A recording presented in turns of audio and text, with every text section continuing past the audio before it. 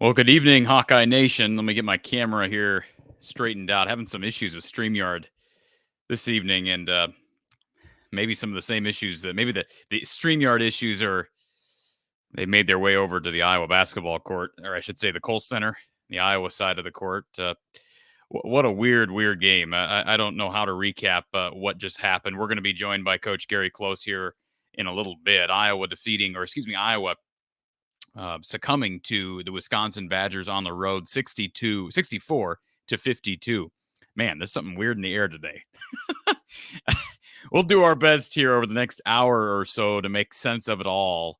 And of course, we're going to be joined by Coach Gary Close and you, the caller. We're going to talk to you over the phone. And if you want to be a part of the show, you can either call us on the phone lines, 515-635-1601. Our phone line is actually busy right now. We've got callers on hold. So another way to join in if you want to get in the queue early is by clicking the StreamYard link by means of the description below.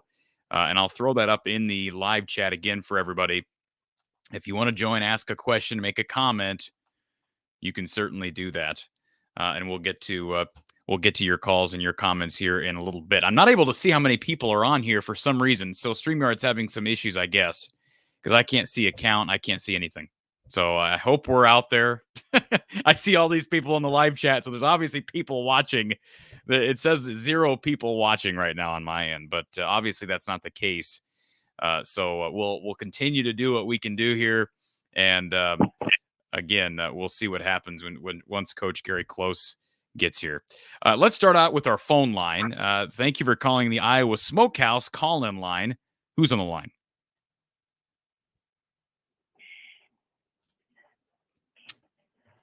Hello. Hello. Hi. How are Good. How are you? Super. Wonderful. Don't tell me. This is Four John. words. This is John, correct? Yeah, this is John. Hi, John. 4 words, Iowa can't play defense. Ranked in Ken Palm, 153rd in the metrics. Yes, we've been through the door, John. Okay, so how do you produce a winning team with that? What do you produce a winning team? That's good luck. Thanks, John. Look, I get it. People are going to be angry tonight, and I'm okay taking a lot of the anger early. That's fine. Relates to John. Here, why am I not seeing? All right. As it relates to John's question, I understand what he's saying, and no one's ever debated the Iowa defense is good. When you say, how do you produce a winning team? Well, what's your definition of a winning team, right? I mean, what's your definition of a winning team? Iowa was 12-8 in the Big Ten last year, and they've made the NCAA tournament in almost every year since like 2014. So, again, John, I know you value and you prioritize NCAA tournament success. I get that. And a lot of people agree with you. I'm not saying I disagree. But when you say a winning team, Iowa has been a winning team. Maybe not winning as much as you want them to win or winning at the time that you want them to win. They won the Big Ten tournament last year. I don't want this next hour to just be me defending Iowa, but come on. I get it, John. I understand your frustration. Believe me, I'm frustrated with the defense, but the defense is not the reason they lost this game. I think you could argue that this game was lost in a time period, in a segment of this game in which Iowa struggled on the defensive end. That's absolutely the case. They gave up several open threes. 3-point defense was bad. Pick and roll defense at times in that second half was bad. They fouled way too much in that second half. So that is a fact. And you're right, John. Defense needed to be better down the stretch. But I didn't think the defense was all that bad in the first half. I didn't think it was all that bad in the first 8 minutes of the second half. But you can't shoot, John, you can't shoot 30. What'd they shoot today? Let me get the final numbers here. I mean, it's insane. I've never seen anything like it. They shot 32% from the field and 10%, 10.7 from three. They were 3 of 28. I don't have the history books handy, but I would venture to say there's never been anything like that from a Fran McCaffrey team. I think the comment was made by Kevin Kugler and company during the game that this was close. I don't know if it ended up being the worst in the history of Fran McCaffrey's teams here at Iowa, but I think it's close. Well, I know it's close. I don't know that a Fran team has ever missed 25 threes in a game. That's just crazy to me. Here's the crazier part. Almost all the threes were open. Did you notice that? Almost everyone was open. That's what's crazy about that number. It's like, yes, they shot 3 of 28. And you could say, well, Wisconsin's a great defensive team, and they normally are. And they probably just made it difficult on Iowa. Man, that's true to an extent. But, I mean, you go back and watch. Those threes, almost all of them were open. Almost all of them. I've never seen anything like it. I've never seen anything like it. And what were they? 3 of 24 against Northwestern on Sunday. That means if I can do third grade math here, that means they are 6 of 52 in their last 2 contests from 3. 6 of 52. I mean, my point is, it's hard to blame the defense. Now, I understand we talked with Coach Don Patterson, who gave us a nice courtesy call on Sunday, and I appreciated his take. He had a great point. When you're so reliant on your offense, and when the offense fails you, you're almost guaranteed to lose because you don't play good enough defense. But boy, how can any team expect to win shooting 10% from 3? How can any team expect to win? I don't know that any defense. I mean, Wisconsin didn't shoot much better. They were 22% from 3. They shot 52% overall. That's what did it, right? Wisconsin turned the ball over at a pretty high rate, especially early. Ended up with just 11 for the game, so they cleaned things up. It had 8 early turnovers. Iowa failed to take advantage. They failed to take advantage of Steven Crowell being out of the game early with 2 fouls. Iowa was up 10-4, and it felt like, okay, here we go. Make a couple threes here, and you're up 10. Boy, it's going to be hard for Wisconsin, given their lack of offensive firepower, right? They just don't – they're not a very good team right now. I don't care what the margin was tonight. That's not a very good team to beat Iowa tonight. And shooting – you could argue that shooting 10.7% from three and 32% overall on the road should get you beat by 30, and they got beat by 12. That's not a very good Wisconsin team. They'll be very fortunate to make the tournament down the stretch. Incredible. And I made the comment during our last show. I asked Gary, and I'm going to ask him again today, but I asked Gary, do you feel like are you afraid or fearful of what could happen in tournament play, given the struggles from behind the arc on the road this season? And Gary kind of downplayed that. I'm anxious to see if he's changed his tune at all. But Iowa has struggled mightily to shoot the ball on the road this year, and it is a concern. You go back to late December, early January. I mean, go back to the Penn State game. Go back to the Nebraska game. And that was in a weird stretch where Chris Murray was coming off injury. Aaron Eulis was coming off injury. It was a weird time period, right? We had finals, and it was just a kind of an odd, and that was kind of how we explained it at the time. This is almost inexplainable. Unexplainable. That's not inexplainable is not a word. Unexplainable. It's almost unexplainable. But we're going to try to explain it for everybody. Again, I'm trying to see how many people are on here, and I'm still not able to do that. So again, I hope everybody's getting notified that we're live here this evening or this afternoon, whatever it is. This is at nighttime now. Let's go ahead and get to our sponsor, Brad Van Meter and his team. I want to thank Brad. He's taken he has privileged us with sponsoring the show, and of course he's giving great rates to people across the state of Iowa. Give him a call if you want great service and great coverage, whatever type of insurance you need. See if Brad can serve you and your family better at 515-256-6480, 515-256-6480. You can also visit Brad online at bradvanmeter.com or in person at 4229 Fleur Drive in Des Moines. All right. Before we get to our next caller,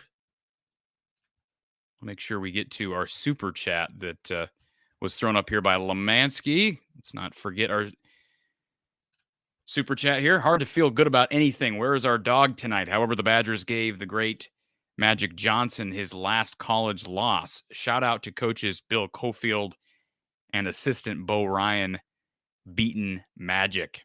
Wow, was Bo Ryan a part of that staff? That's incredible. Wow.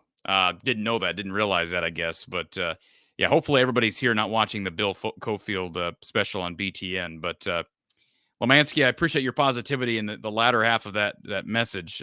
What I will say is that it's hard to be very positive about much of anything after what we saw this evening. But I do appreciate your super chat and your contribution to the show. Let's get to our next caller. Let's go to our Iowa Smokehouse call-in line. Jake, how you doing, Jake? Hey, good, Corey. How you doing, man? I'm doing as well as you could expect. Yeah. Well, I got a couple of things that I'd like to say. I mean, we got a couple of point guards starting in the backcourt with Tony Perkins and Aaron Eulis, who have seemed to play great most of the year, but man, when they catch the ball in the 3-point line, it seems like they're just deer in headlights. And then Chris Murray this year, we thought that he'd take over for his brother, and it hasn't seemed to happen, especially of late. I got a question for you about, I hate to blame players given that they're, young guys and they're not professional athletes. They got to go to school and all that, but it's unfortunate what's happened to Patrick McCaffrey this year, given last year it seemed like he was arguably the second option when it came to scoring, but this year with the unfortunate anxiety situation and then now he's got to come off the bench, it just seems when we get on the road that he's just out of sorts. He looks slow. May it be a time to put him back in the starting lineup? I mean, what are your thoughts on Patrick McCaffrey? I think it's a hard. I think it's a hard argument to make to put him back in the lineup. I kind of understand where you're coming from, but he first of all, I think when he was off, I would guess that Gary would agree with this, that it probably took him some time to get his legs back under him. I don't know what he was averaging prior to his mental pause, but I think he was averaging close to double figures. I think he was averaging double figures, wasn't he? I mean, I think he was right around 11-ish points. I can't remember 100%, Yeah. but I mean, that Uh, seems like around where he would be at. yeah, I mean, tonight, let's see, Patrick for the night had 0 point. I mean, 0 points. I don't even know how many minutes he had. Don't have the official box score yet, but 0 for 3 from the field, 0 for 3 from 18 three, minutes, it looks like. 0 rebounds, 1 assist, 0 steals, 1 block, 0 points. Yeah, he's not giving you much.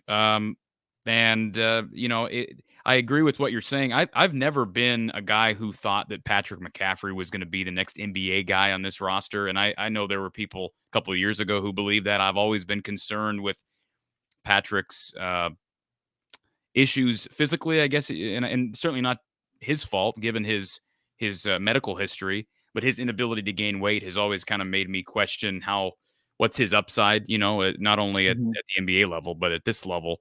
But there's no question he has taken a big step back, and I don't know where he's at mentally. I would hope that he's not. I would hope that he's playing because he feels better mentally, where he's in a better place. But this whole team right now is suffering from confidence issues. And you brought up Ulis and Perkins. I really like both those kids. I mean, I like Tony Perkins a lot. He's one of the few guys that can get inside and force the issue at the rim.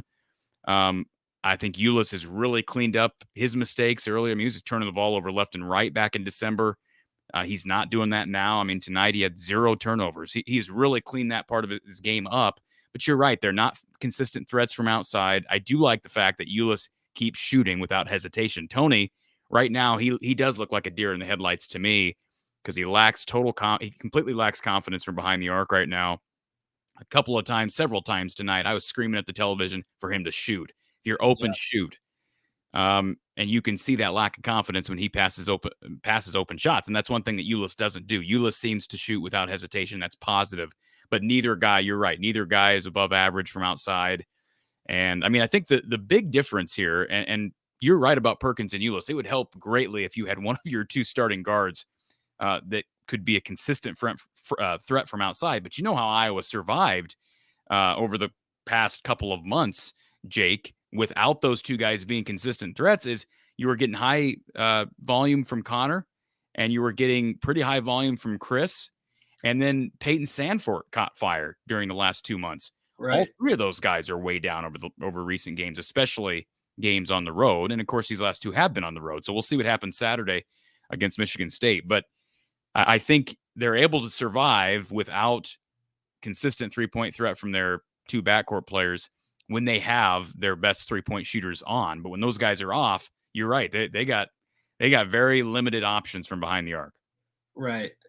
Yeah, and I think another thing that has bothered me is I've never believed in the Fran fade that all these Hawkeye fans like to talk about. I mean, at at some point, like Fran's not playing the game; it's the players. But when the shooting continues to not be there, especially on the road, and this poor play has been continuously on the road, at what point, like, should this be on Fran McCaffrey instead of the players just missing shots and not playing good defense and being just absolutely stagnant on offense? What are your thoughts on that?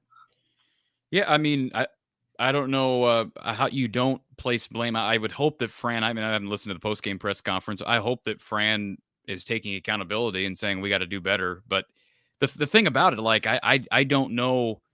I'm not a coach, and that's why I'm anxious to hear from Coach Close here in a little bit. And I was told that he's en route trying to get back home. He was at the game this evening in Madison. Um, but Jake, here's the only thing I struggle with in blaming Fran McCaffrey, and certainly he as the head coach, he takes responsibility. He should be accountable here. But the problem I look at is I watched Iowa get open three after open three in this game. Like they were running good stuff. Their motion offense was creating opportunity. I don't know what more you can ask for. The shots aren't going down. Fran can't make shots go down, right? I Right. mean, Yeah. I, No, I agreed. don't know. I think if you're going to blame Fran for anything, And I know this is late in the game to do that, and I think we all hope that this team can figure this out here in these next couple of weeks. If you're going to blame Fran for anything, Jake, blame Fran for not having more shooters on this team. Blame him for maybe not going to the portal harder for a shooter this past season. I think you could, this past offseason, I think you could make that claim because they are thin from outside, and they survived this year again on the shoulders of an improved Connor McCaffrey from three, Peyton Sandfort once he got going, and even Josh Dix a little bit, but he's dry right now. So I think if anything, blame Fran maybe for the roster makeup of this team, but the guys that are missing right now, I don't know what more you can do other than continue to encourage them to shoot, run good stuff, and they're doing both of those things. That you can tell Fran is telling these guys to shoot. They shot 28 threes today. They have the green light, and I don't know what to say as far as why it's so different on the road, but it definitely seems to be. Yeah, and I mean tonight too. I mean Wisconsin, they didn't shoot the ball that well either, especially from three, and that's the disappointing part. Is it's like we just get a couple more of those threes to go, who knows where this game could have been. But yeah, it's disappointing to see the same thing happen on the road, especially when we're playing well at home. So absolutely, no, I'm with you all the way. And what you said, I'm not saying it doesn't hold water about the responsibility lying with Fran. What I'll say is they've lost 2 straight now, and they've been double-digit losses on the road to 2 teams that might be in the tournament. Northwestern's most certainly going to be in the tournament, and Wisconsin's fighting for the tournament. Those 2 losses are not really going to hurt them that much on the resume. However, now there's a lot of pressure on this game on Saturday. They lose Saturday, it's semi-panic time if I'm Iowa. And I know Fran won't panic if they lose Saturday, but they got to win Saturday. And so that's what these losses have done, is now you have tons of pressure to take care of business at home because Nebraska's rolling, right? They've won 4 of the last 5. They get them on March 5th. They got to win on Saturday. Yep. 100% agreed. Well, appreciate the time, Corey. Thank you for calling in, Jake. Good to hear from you. Yeah, 100%. Have a good one, man. You too. All right, folks. Again, thank you to Lemansky for the super chat. I want to get to, before we get to our next caller, let's get to our super chat here from DC Hawkeye, I believe. DC Hawkeye, thank you for this, sir. I'm assuming, sir. Corey, always a great show and effort by you and Gary. Maybe you can both coach effort to the team. I'm not going to be coaching anything. But appreciate the compliment there, and we look forward to having Coach Close again. He is on his way back to his home base to join us here live, so stay tuned, folks. It is 10:30 here in Iowa. It's a snowy, well, not even snowy, an icy day here in the great state of Iowa. So what better thing to do but stay inside and listen to this show with a great one in Coach Close. And I'll be anxious to get Coach Close's perspective on the Badgers. I don't think Wisconsin's very good at all. As I watched that game, I made that comment several times during the game. I just don't think they're very good. I just don't think they're a very good basketball team right now. There was not really anything Wisconsin did that impressed me. So anyways, appreciate the super chat, DC Hawkeye. Let's get to our next caller. Chris, welcome to the show, Chris. Hey, Corey, how's it going? Yeah, tough one, obviously, there today. I mean, at the end of the day, if this team's obviously, if they're not making shots, like, it's not going to work. I mean, I guess you could look last year around this time.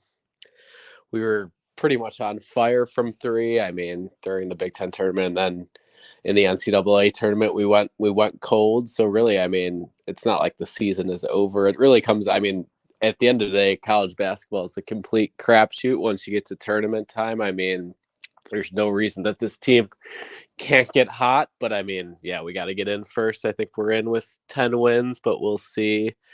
But really, I think, I don't know why this was a good opportunity for me.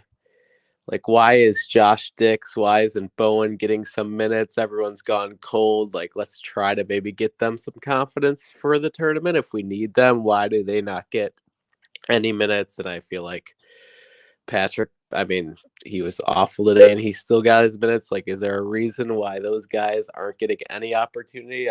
Especially when the rest of the team can't really do much at all. Well, who else besides Dix are you calling for?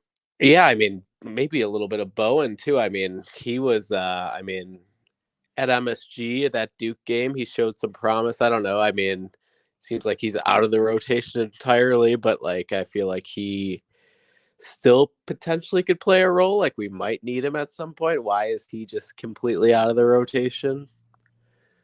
Yeah, that's a fair question. That'd be a good question for Fran. I would guess that unless he's banged up, and I'm not aware that he is, I would guess that Fran, there's something that they're not seeing in practice because why is he not being given an opportunity when nobody else can throw it into the ocean? Now, DeSante, when he has played, I can pull up his numbers. When he has played, and we know they've been limited minutes this year, he has not been great from behind the arc. Yeah. His numbers on the season, I can tell you here in 2 seconds. For the year, he's shooting 36%. But he's only attempted 11 threes all year and made 4. No, I don't know if he's our answer from 3, but it's just like maybe a different style defensively. I mean, I know defensively. I mean, I'm interested to see what the metrics are defensively tonight. I mean, they still didn't really play that good of defense, to be honest. I mean, obviously offense was the problem tonight, but they still, I mean, what was the percentage like over? I mean, Wisconsin, what did they end up shooting today? Yeah, Wisconsin, I mean, for the game, Wisconsin shot 52% from the field, 22% from 3. But you're right. Too many layups in second half. Pick and roll defense was bad. Gave up easy dunks and layups to Crowell several times. They had a couple unfortunate loose balls they weren't able to corral that turned into easy layups. So you're right. Wisconsin shot a high percentage from 2. Shot 52% from 2 in the second half, 52% in the first half. They're not a team that's going to light you on fire from 3 ever. And that's why, like, going into this game, I think you would probably agree with this, Chris. I had no fear of Wisconsin blowing Iowa out. I mean, that's just not how they play. And the Cajuns, really their only consistent threat from deep. Obviously, they've dealt with some injuries here of late, with Tyler Wall still kind of trying to work his way back. He's been back now for several weeks. I just think right now Iowa's issue is probably a mental thing. And when you're on the road and shots aren't going down, it does become a compounding thing. Nobody in their right mind would have ever predicted Iowa in any game, regardless of who they're playing, regardless of where they're playing, to go 3 for 28 from the field, which tells me that it's a mental thing. But I think shooting more often than not is a mental thing. Like, most of these guys are taught pretty good mechanics from 3. We've seen all of them shoot a pretty high percentage. Go back to the Iowa State game back in December. Everybody could make 3s in that game. So there's something different on the road, and it's up to Fran now with 3 games remaining to figure that out. And they got one more game on the road. That's the scary thing. They got one more tune-up away from home, if you will. And then your tournament play. And that road game is at Indiana. So, I mean, I don't think a lot of people expect Iowa to go on the road and beat Indiana. I don't. But that's their last chance to kind of tune up before leaving for the Big Ten tournament.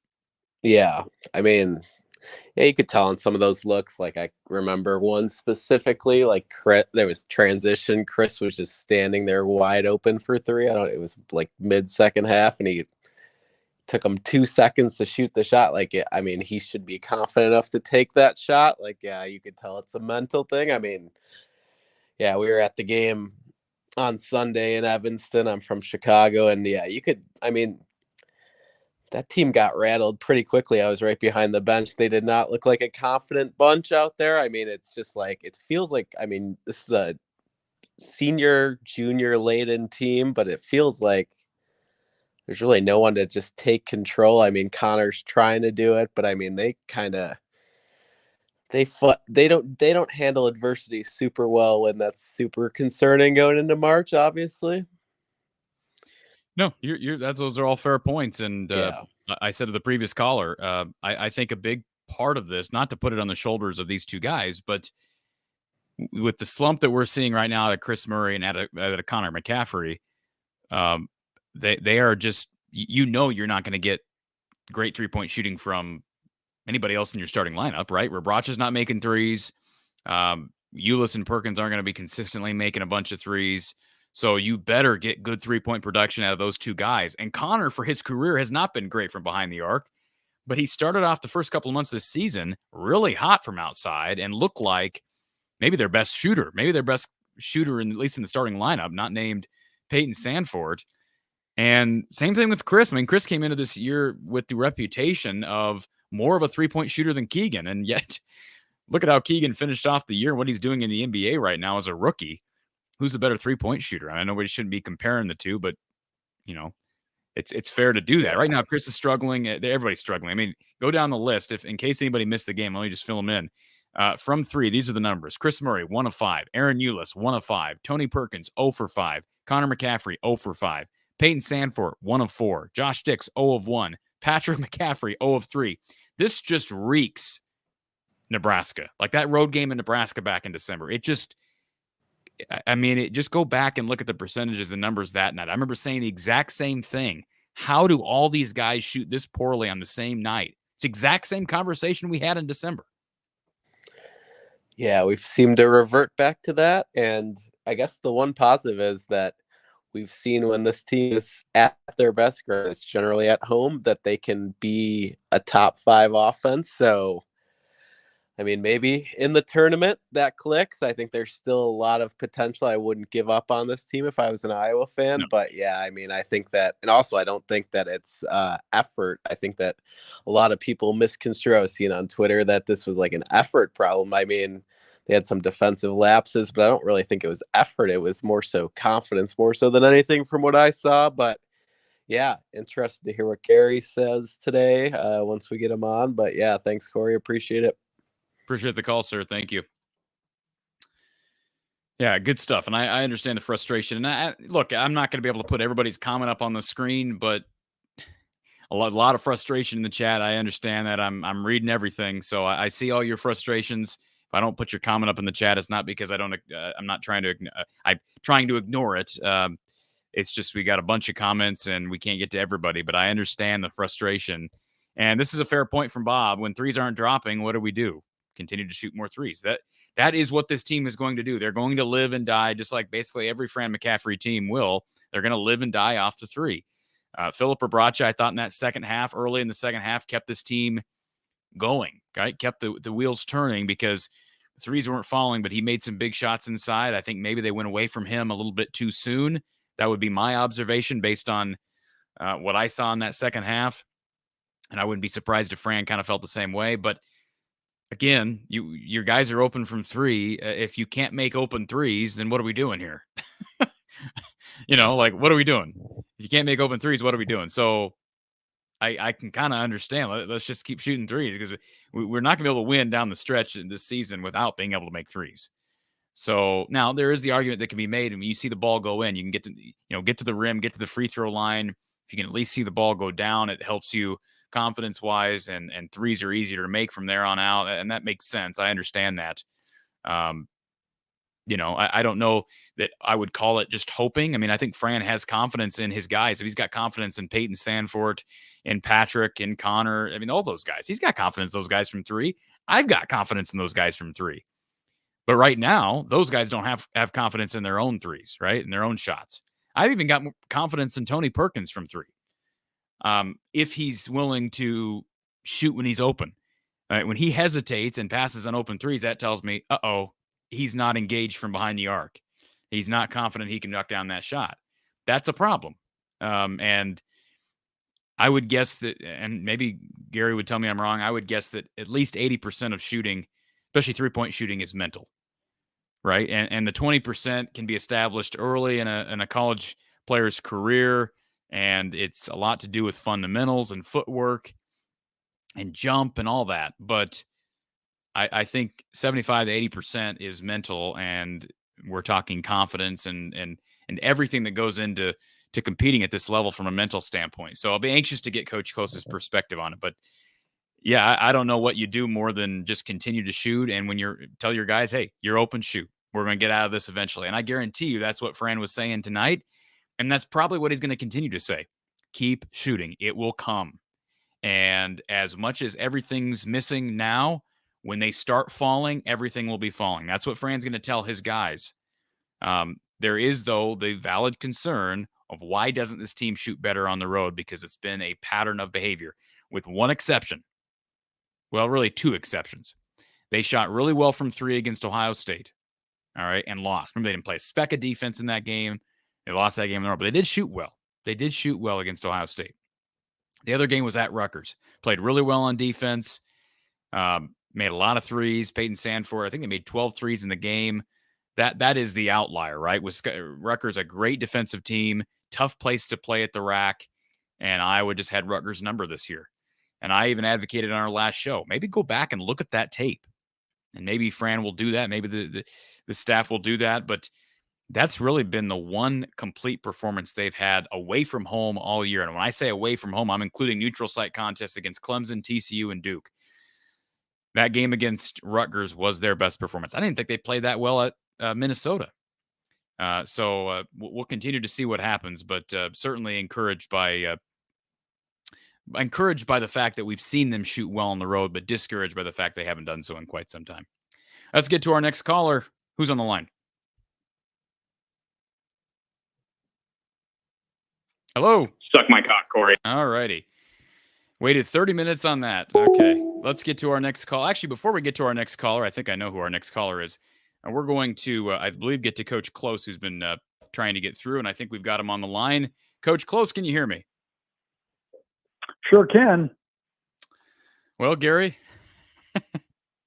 you've had some time. You drove back from the Kohl Center. Hopefully you drove safely. I don't know what the weather's doing in your neck of the woods, but you've had some time to digest what we just witnessed on the basketball court from Iowa and their 64-52 loss to Wisconsin. How do you explain this? Well, I think a couple things. I think first off, I think they wasted a pretty good opportunity in the first half to get a sizable lead, because Wisconsin was turning the ball over at a rate they'd never do and weren't shooting the ball very well. And Iowa got out to a little bit of a lead, and if they could have extended it there, but then Chris got 2 fouls and went to the bench, and then the game got fairly even, and he never got going. And then Wisconsin, I think the other big thing is that despite shooting very poorly from 3, they shot very well from 2, and didn't shoot as many threes as Iowa did. And the result is they scored a few more points. So tough loss. They did not play well, and I think for the first time saw a little frustration and a little lack of confidence maybe. So it is a very, very tough defeat that they're going to have to recover from quickly, because they got another really good team coming in this weekend in Michigan State. Gary, I have to say this. I'm going to take a shot at your former team when I'm talking about Wisconsin, so I hope you don't mind that. I'll say this. I don't think Wisconsin's very good. I just don't think they're very good. Like they didn't impress me in almost any aspect of the game. I thought they left Iowa shooters open all day, and Iowa just missed shots. They're not very good offensively. I understand that Tyler Wall's been coming back from an injury. Connor Sejan is their one real threat from outside, or consistent threat from outside. When Crowell's in foul trouble, they don't have much of an inside presence. Like, I wasn't impressed with almost anything Wisconsin did tonight, and yet they win by double figures. Is that consistent with how you feel? I mean, what are your thoughts on the Badgers? Yeah, no, I agree. I don't think either team played particularly well. That's why I said in the first half, if Iowa could have played a little better, they might have been up 15 at half, and then it might have been a totally different game, because Wisconsin was not good in the first half, and really the only thing they did well was they shot well from 2, and they got more inside baskets than Iowa did. They shot probably 10 less threes, even though they shot poorly. But you shoot whatever they were, 4 for 32 from 3. Iowa was, and to be honest with you, they weren't even close. I mean, they were. My seat wasn't great. I was right behind the Iowa bench in the corner, so I couldn't see the court real well. But down at this end in the second half, every shot that left their hands, you could tell right away that wasn't going in. I mean, it was just they weren't even close to knocking them down. So, and that kind of gets contagious. No, I thought Wisconsin played just well enough to win, and might have got them in the tournament. Now they've got a couple more probably got to get a couple more wins. But they've now beaten Wisconsin twice. They've beaten Penn State twice. They've beaten Marquette, so they've got some wins that might get them off the bubble. But Iowa they're just shooting so poorly that they've got to get that corrected. It's amazing that they shot as many shots and missed as many shots as they missed tonight. That, like you said, some were real good looks that they just did not convert, and they didn't convert inside as well. I mean, they had some point blank shots they didn't make either. It was a really, really poor shooting night. How do you get that corrected, Gary? You say we got to get that corrected. How do you correct it when you're wide open from three? I mean, you can take I'm sure these guys are shooting a ton before and after games. How do you correct it besides just continuing to instill confidence in your guys? That's what you just got to keep working and keep shooting till it breaks. The Season kid is a good example for Wisconsin. He was like 0 for 10 in the last game, and tonight he was a little bit better. Connor is shooting the ball not very well, where he was shooting it real well at the beginning of this year, and he doesn't take a lot of shots, but he didn't look like any were going to go in. I thought Chris sitting in the first half for that length of time with those two fouls, that's why I don't particularly like that rule. When it works, it's fine, but he finishes with 3 fouls and 5 points. He just never got going. And he probably sat for an hour before he played in the second half and never got it going. Other than Phillip, they've got no inside presence where they can go get a bucket unless Tony penetrates and makes a play. And so when they rely on 3 and don't shoot it well, they really struggle, and they have not shot the ball well over the last several games. So hopefully getting back to Carver can help change that. And Gary, one thing that was brought up by a caller earlier, and I think he's right, he brought up the struggles of Tony Perkins and Aaron Eulis from behind the arc. And we acknowledge the fact that everybody's struggling from behind the arc. But as we've said a number of times throughout the season, those two guys are not the best of three-point shooters. And it is hard to overcome your two backcourt guys who can't shoot threes very well if you're a team that relies heavily on your offense. And, of course, that's what Iowa is. But they've overcame it this year by means of Chris Murray, who's been consistent from outside, Connor McCaffrey, who up until maybe a month ago had been a revelation from outside, and then Peyton Sandfort, who once he got out of his 2-month slump that he started the season in, he became a threat. And, of course, Josh Dix gave you some threes as well. But now with Connor struggling and Chris struggling, of course, Chris had the foul trouble in the first half. We've talked about Peyton's struggles. He's just up and down in general, one of the streakiest shooters we've seen at Iowa. The inconsistencies and the inadequacies of the backcourt from behind the arc become that much more painful, damaging, right? I mean, it's just hard to overcome. Yeah, and I don't know if either one of those guys you describe as great shooters. I think they're more streaky, maybe average to above average shooters. They're not Jordan Bohannon. They're not some of the other shooters that Iowa's had in the past. They're okay, and they're going to have nights like they had tonight. And when they do, and Chris struggles, then they have a hard time scoring. And Phillip ended up getting a little bit of foul trouble in the second half as well. He was really the only inside presence other than a few Perkins drives. So their offense is struggling right now, which it's you don't see very often with Iowa. But they average close to 80 points. I don't know what they end up with tonight. 52. 52, well below their average. They played a team that plays pretty good defense, but they'll be the first to say that they had a lot to do with the 52 points tonight on the offensive end. Gary, what did you think of the flop called on Tony Perkins? I know this is kind of irrelevant, but what did you think of that call? I thought it was a good call.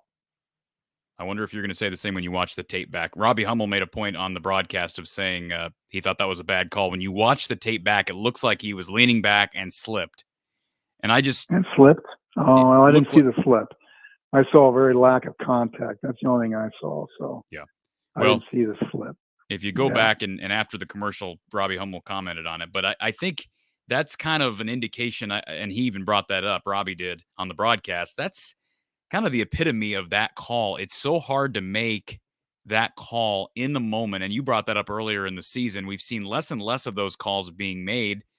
hmm And there was one against Wisconsin, a non-call, I thought it could have been a flop against Wisconsin earlier in the game. Have you seen officials start to, I think there's no question about this, but have you seen officials officiate differently as it relates to the flop call as the season wore on? Maybe a little bit. Yeah, like you said, it's a tough call to make. I mean, it's so bang bang. I mean, block charge calls are hard to make. Now you're adding a flop to it. I can see where he made the call from what I saw. I didn't see this. I didn't see the slipping. Yeah. But that call didn't have a whole lot to do with. I mean, I know it I don't know, would have bumped up to 10 or something, but the game was getting out of hand. Prior to that, the way they were shooting the ball, they weren't winning that game tonight. All right, Gary.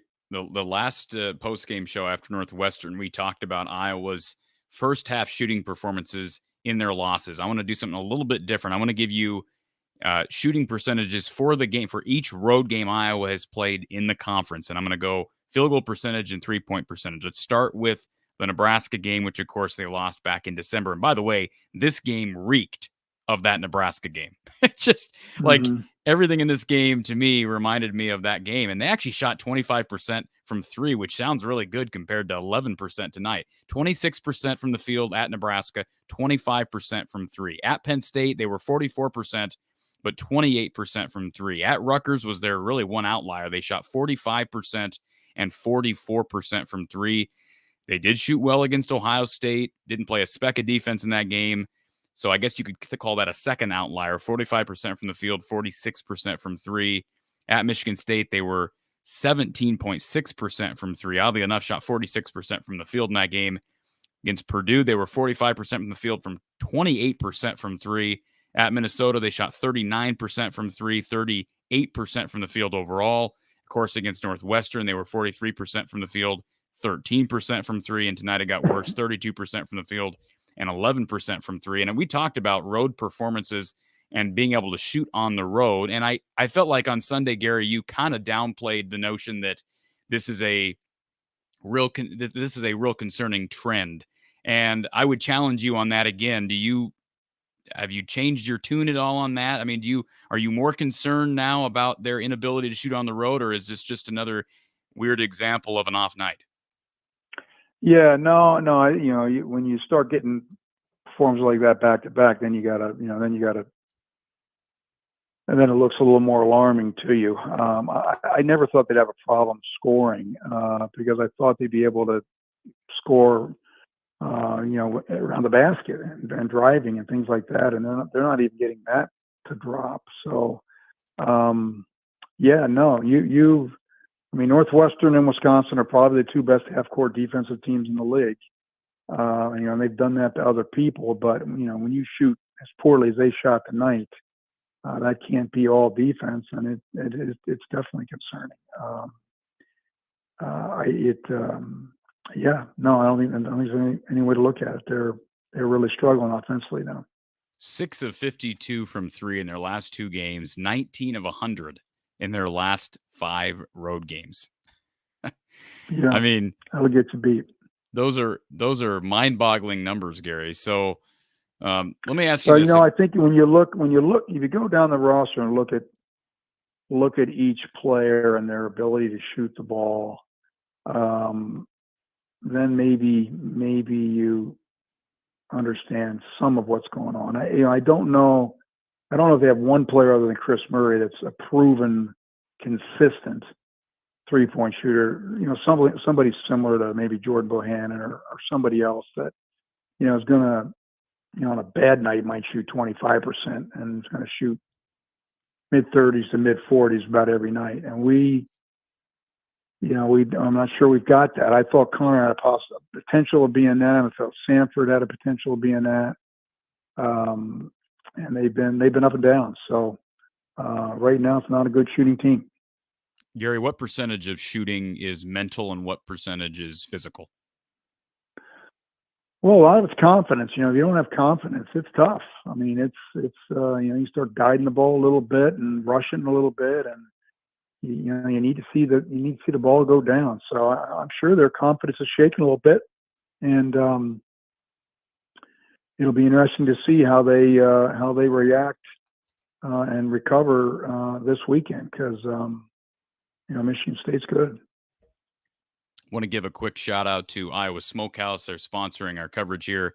Iowa Postgame with Coach Gary Close. And of course, if you need a great tasting snack, and of course, a snack that you're actually supporting one of our sponsors, that's really the big part of this. This is an Iowa company. They're supporting the postgame coverage here from the Hawkeye of the Storm. So we encourage you to support Iowa Smokehouse. Tasting is believing. Use this code Hawkeye at checkout for 15% off your order, whether it's their jerky, their meat sticks, maybe some of their barbecue sauces or ketchups. Visit iowasmokehouse.com. And on orders of $50 or more, you'll get free shipping. How about that deal from Iowa Smokehouse down in Albia? Again, iowasmokehouse.com. Gary, what would you do first thing tomorrow? I mean, I'm assuming these guys get home tomorrow, given the weather. I don't know what's the weather doing in your area right now. It's not great. It's not maybe as bad as they anticipated, but the roads are covered, and so I don't know when they'll get out of here tomorrow. Probably sometime. Hopefully, the weather will clear and they'll be able to get out of here. It's not an ideal situation. Michigan State's already got one extra day of rest, and now they're going to bus for 3 hours and then try to practice later when they get back. So not the most ideal situation to bounce back, but that's the cards that are being played. So what do you do right now as the head coach? Do you change what you're doing at this point, this late in the season, based on some of these recent struggles? How does Fran approach this? Yeah, I don't think so. I think you got to try to stay consistent. I think you look at the tape and you see where things are falling short, and then you get yourself ready for Saturday. I think it's a big game. But I think the more you're up and down and changing things, I think you can even contribute more to a lack of confidence. So I think you just got to stay the course and be consistent and hope they shoot themselves out of this. Gary, I know you're not a bracketologist. Dom says, Corey said they'd make the tournament if they lose out. I never said that, Dom. I said they're going to make the tournament if they win one of their final 5 games. I said that before Northwestern. I stand by that. If they win one of these final 3 games, I believe they're in. But what I said, Dom, is if they lose every one of these games, I think there's a good chance that they don't make it. I think they're squarely on the bubble at that point. And then you look back at losses to Nebraska, to Wisconsin at home, to Eastern Illinois, of course, back in December, and those start to hurt you. But I do think if they can take care of business at home, even in one of these final 2 home games, they win. But Gary, these recent losses and the way in which they've lost, it puts tons of pressure on Iowa to come out and play well against Michigan State on Saturday, doesn't it?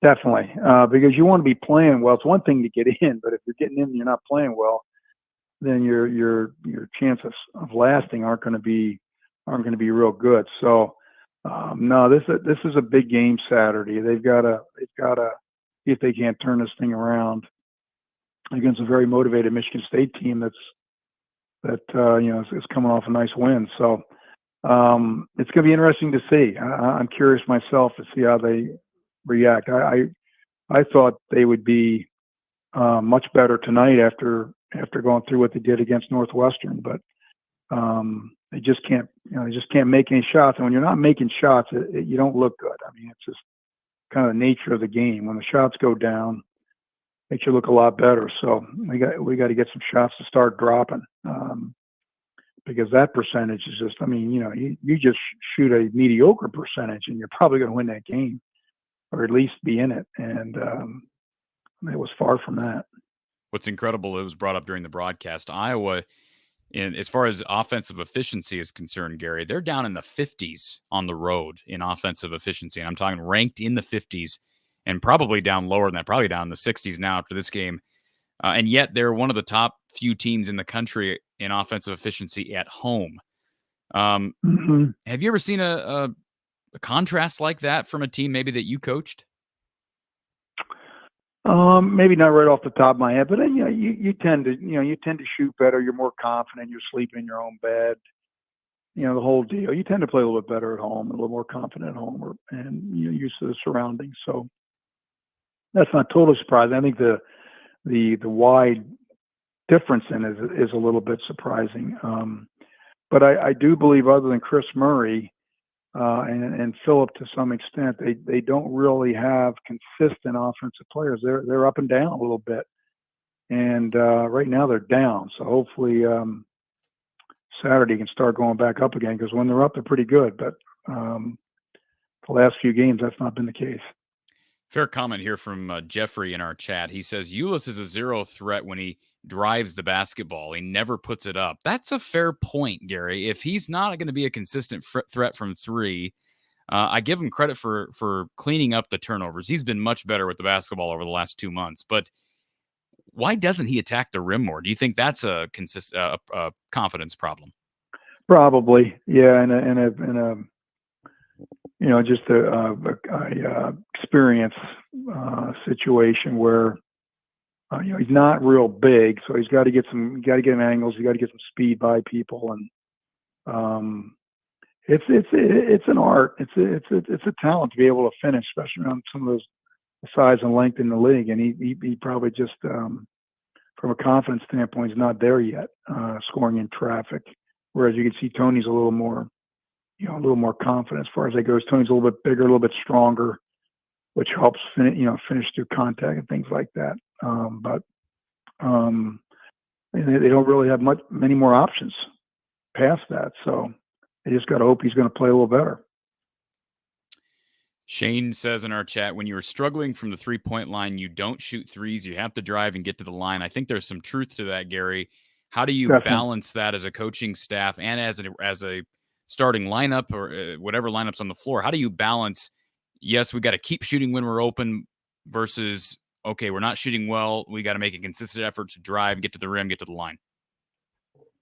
Well, and that's why it's tough against Wisconsin, because they don't give up much dribble penetration there. They're not extended. They're in gaps. It's one of their foundations. Even the same thing with Northwestern. So it's hard to do. Michigan State's going to be a little more extended, and so hopefully there'll be more driving lanes for them to attack. But Iowa really doesn't have a post-up threat other than Phillip, and so you can't.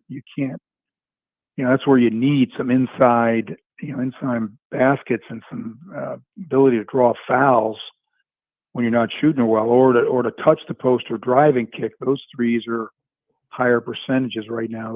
They're I know they missed some open ones, but they also missed some ones that were contested or weren't very good within the framework of the offense. And so what happens is then the open ones are harder to make.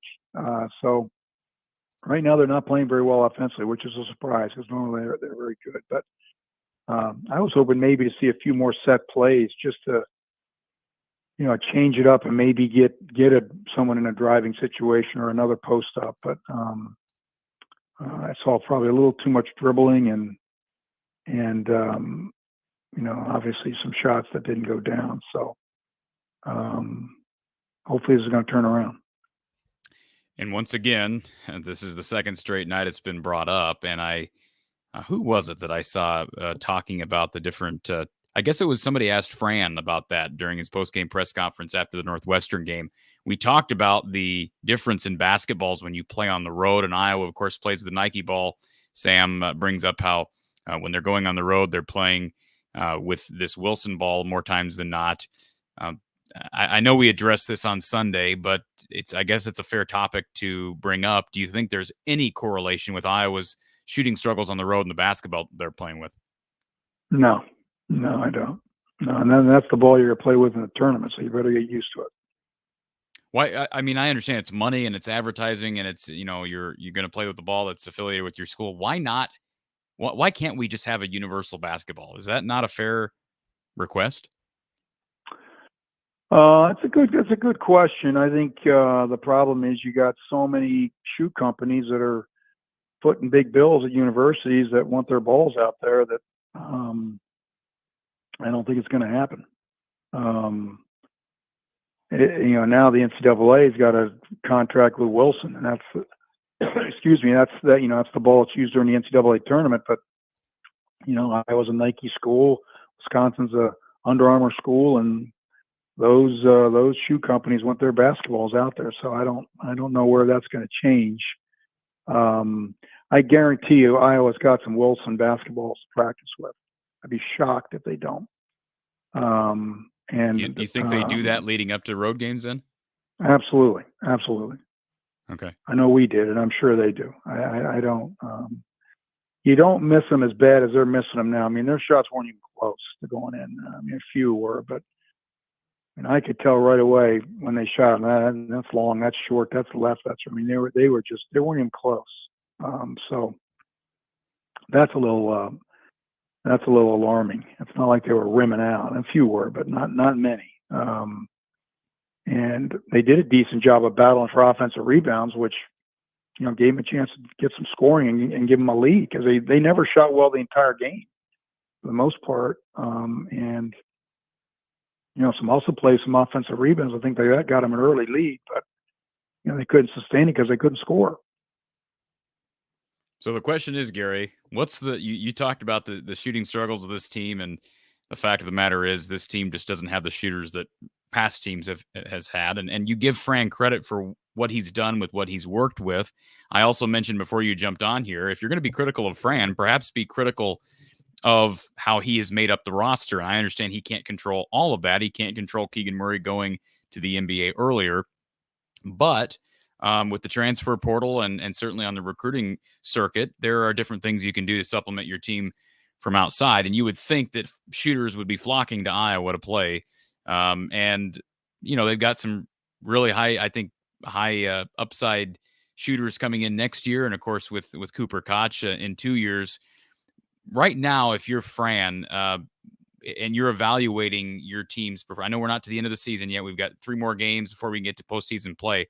What are your biggest needs here on February 22nd via the transfer portal? Because the portal is a big part of recruiting now, and this next summer is going to be active. What are Iowa's biggest needs in the portal? Well, I think, like you said, I think you got to let the season finish out and then evaluate what you've got. I think they need bodies almost at every position. I think they probably would say the same thing. You're losing Phillips, so you're going to need some post players.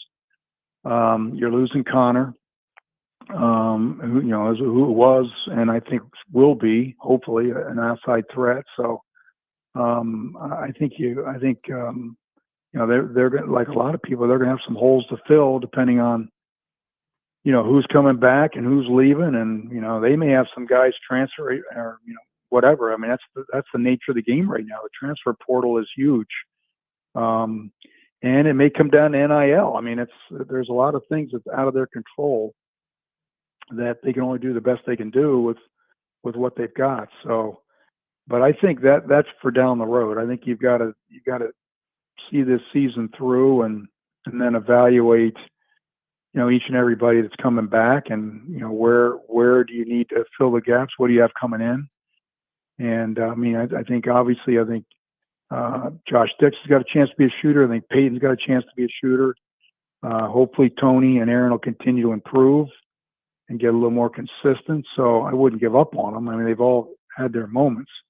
It just seems like the whole team is in a slump right now. You're hoping you get a couple guys that just kind of keep them going and keep them from having such horrendous percentages. But right now, everybody's in a slump. So hopefully when they bounce out, everybody will bounce out and they can really whack somebody sometime soon, hopefully.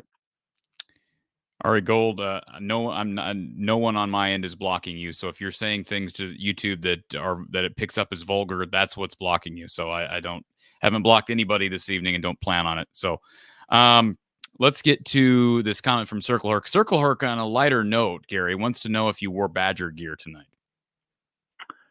I did not. What did you wear neutral colors? Was it gray or what color? I don't want to ask you what are you wearing. That sounds really perverse. But what are you Well, wearing? my son got me tickets. I was right behind the Iowa bench, so I was wearing black. Do you have an Iowa logo on it? No. Oh, okay. All right. Well, good for your son. How about that? Getting you tickets right behind the Iowa bench. Was Fran? How was Fran? I don't know how close you were to the huddle, but can you give us an idea of how Fran handled each time out tonight? It was hard for me to see, but I thought for the most part he was, how do you want to describe it, under control. I didn't see anything. I think they all were frustrated because this was a game they could have won easily if they'd have played better, but they didn't. So I don't think anybody's any more frustrated than the entire team.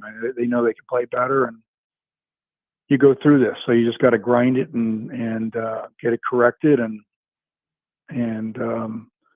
put it behind you and get ready for Saturday. Appreciate this super thanks or super sticker. I can't tell what it is on my end from Tregus44. Appreciate that support. Gary, there's a question, and this is going to be a hard one to answer, but DC Hawkeye has a question for you in the chat. He says, what do you think it is? They seem to flop from the get-go when they have games like this, first round of the NCAA tournament. Last year, Nebraska, Wisconsin, Northwestern, Penn State. This year, I think he's referring to the shooting struggles, and you, of course, referred to this team being different than past teams. But, of course, we even saw Iowa's shooting flame out in the tournament last year against Richmond. I think more often than not, we can link Iowa's struggles in the postseason to defense, and it's hard to blame the defense at all tonight. I don't think the defense was great in the second half. I don't think their pick and roll defense was very good. They gave up several open threes that kind of busted this game open. But overall, I just don't know how you can expect any team, regardless of who's playing defense. I don't know that you can expect any team to win when you're shooting as badly as Iowa's been shooting from behind the arc. So what do you place Iowa's I know this is kind of a weird question, but where do you put the blame for Iowa's struggles, especially late in seasons? Well, I don't know if you can pinpoint. I think in the past, like a lot of teams, usually when you get knocked out, one of two things happen. You don't play good defense, or you have a bad shooting night. And if both of those things happen, then you got no chance. So, you got to make shots. I mean, that sounds simple, but you can only rely on your defense so much. They're going to have to get themselves out of this shooting slump. And I think they've got to be a little more balanced in terms of twos and threes and attacking the basket and posting up and establishing, kind of like at football where you establish a run to throw the ball. They got to establish some post touches, which I thought they did early, and then they kind of got away with it, and they just could not make any threes, and so it just kind of mushroomed. So it's going to be I'm curious myself to see what happens Saturday, because this will be a tough one to come back from. They've had two really bad games, two bad shooting games. Now, I mentioned that the two best defensive teams probably in the league, but still they've got to be frustrated. So what are the true colors of this team, Gary? Is it the stretch back in late December, early January, where Iowa lost to Eastern Illinois and lost at Nebraska and lost at home against Wisconsin and lost at Penn State and couldn't shoot the ball? And, of course, this evening and Sunday we couldn't shoot the ball. Or is it the stretch of games where Iowa won 9 of 12 in the Big Ten? I think what they are right now is an up and down team. I think they lack consistency, and a lot of teams are like that. You probably can say that about just about every team in the Big Ten, with maybe the exception of Northwestern and Purdue. They're getting more consistent. Everybody's striving to do that at this time of the year, and right now, Iowa's not there yet. And that's the mission, is to try to get there as quick as possible. So, Gary, give us reason for well, first of all, Ryan wants to know, Gary, should Iowa implement the triangle when they can't shoot from the perimeter? No, I don't think they can get, like we had mentioned before. I think you start changing things, and then it just, it just takes away their confidence even more. I think you got to do what you're doing and what you've always done, but just got to do it better. You got to execute better. You got to screen better. You got to cut better. You got to post up stronger. You got to make better moves, and then obviously you got to shoot better. To just change things. I think that and add something that's totally new from something you've never done before is not the way to go.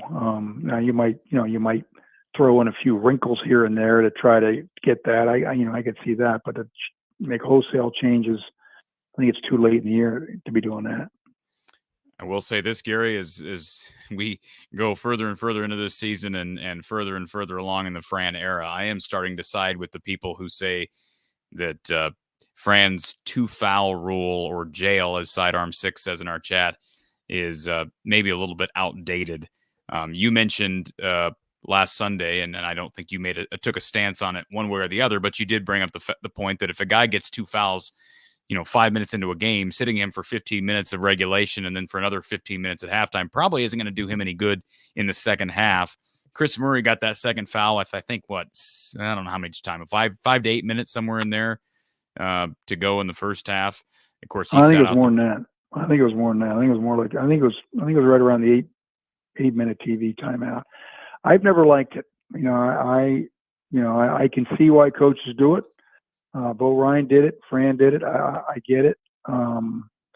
It's a philosophy they believe in, and more power to them. I've never liked it. But hey, it's easy to sit here behind a desk and say I don't like it. If Chris had played and got a third foul or a fourth foul, then it doesn't look so bad. But I would be more of who is it and how much time's left, and see if I could milk a few minutes out of him. I don't think there's any question him sitting for as long as he did not help. But I also, coaches, a lot of coaches have that rule. Greg Gard's got that rule. A lot of them, that's where Crowell was. A lot of them have it, and a lot of successful coaches have it. So it is what it is, and Chris knows it. So, and they all know it, but if they get 2 fouls, they're going to the bench. So they got to be careful. And unfortunately, he got those 2, and I don't think there's any question that it affected his play. And Gary, I made the comment to you at halftime via text. I said, there's 2 ways to look at this halftime deficit. They were down by 1. I said, 1, I was very fortunate to be down 1 after shooting just 31% from the field and 8% from 3. And with Chris Murray riding the pine for a lot of that first half. Or you can look at it the second way. Iowa blew an opportunity to take firm hold of this game early with Wisconsin's 8 turnovers. And as you mentioned, Crowell on the bench for much of the first half. Were you more optimistic or pessimistic given the circumstances at halftime? I was more pessimistic. I thought they let an opportunity go that might come back and haunt them because Wisconsin is a team that is going to hang around, and so if you have a chance to really get some separation, they struggle offensively, and I thought with better play they might have had a 10 or 15 point lead at half. And I think it could have been a totally different game. I was more with, I thought it was a wasted opportunity. And I was worried about Chris playing well because of him sitting so long and only having, I'm not sure he even scored in the first half. So you sit that long, you don't even score. That's not conducive to coming back and lighting people up. It's happened before. I mean, it's happened. It's not like it's never happened, but I think the odds are that it won't. Gary, just a couple quick questions more, and I appreciate you taking the time this evening as always. Dom wants to know your thoughts on Chris. I mean, obviously riding the bench for as long as he didn't help, but Dom says he just doesn't look NBA ready to me, and something seems to be weighing on him, I think. Do you pick up on that, or is there anything going on with Chris that you can identify? I don't think so. I think he's, people want to compare him to Keegan. And he's not Keegan, and he's not there yet. And maybe he'll get there. And then I think you've got to remember that Keegan had little more around him than what Chris has got. And then, and then when you throw in the fact that all of them are struggling, it puts even more pressure on them. So,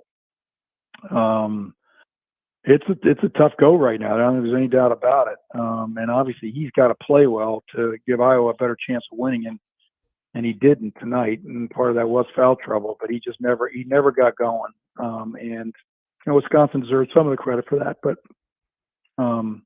I'm sure he'd be the first to say that he wasn't happy with the way he played, and hopefully he'll take it out on Michigan State on Saturday, because he's not playing to his capability, but he's a developing player that has got a lot of pressure on him because of the talent that's around him. Gary, not to beat a dead horse on this, but we can look at the shooting numbers, and that's one thing, right? I mean, they just shoot 11% from three. But is it just me, or were almost every one of those threes open tonight? I don't know of all of them, but a good most of them. What'd they shoot? How many did they shoot? They shot 28. They were 3 of 28. 3 of 28. Yeah, I'd have to go back and look. I would say at least half. I thought some were rushed, but not a ton. They missed some were deep. I did not have a good vantage point, I'll be honest with you. I was the corner of the court in the first row, so players were standing up, and I got a good chance to watch my son work as a manager, but as far as watching the game, it wasn't the greatest vantage point. But hey, I was in the gym, so I was happy with that. But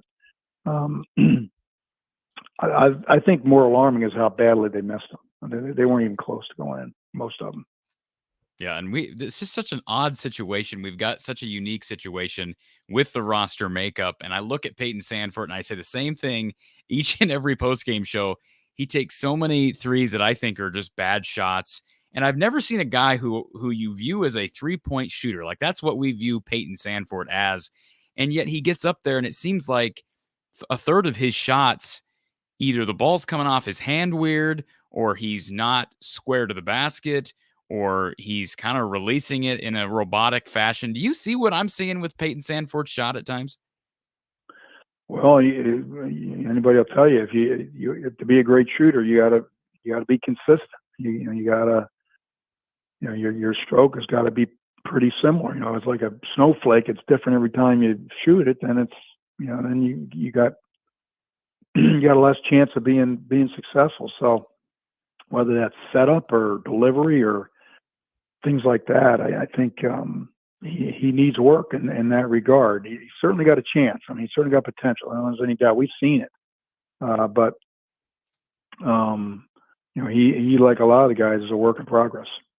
Final question from Carrie in our chat. She says, and we've addressed this again, Coach, so appreciate you being patient with these questions, but Carrie says, can you ask Coach Close who he thinks the leader of this team is right now? In the past, I thought Connor held that spot after the last few games.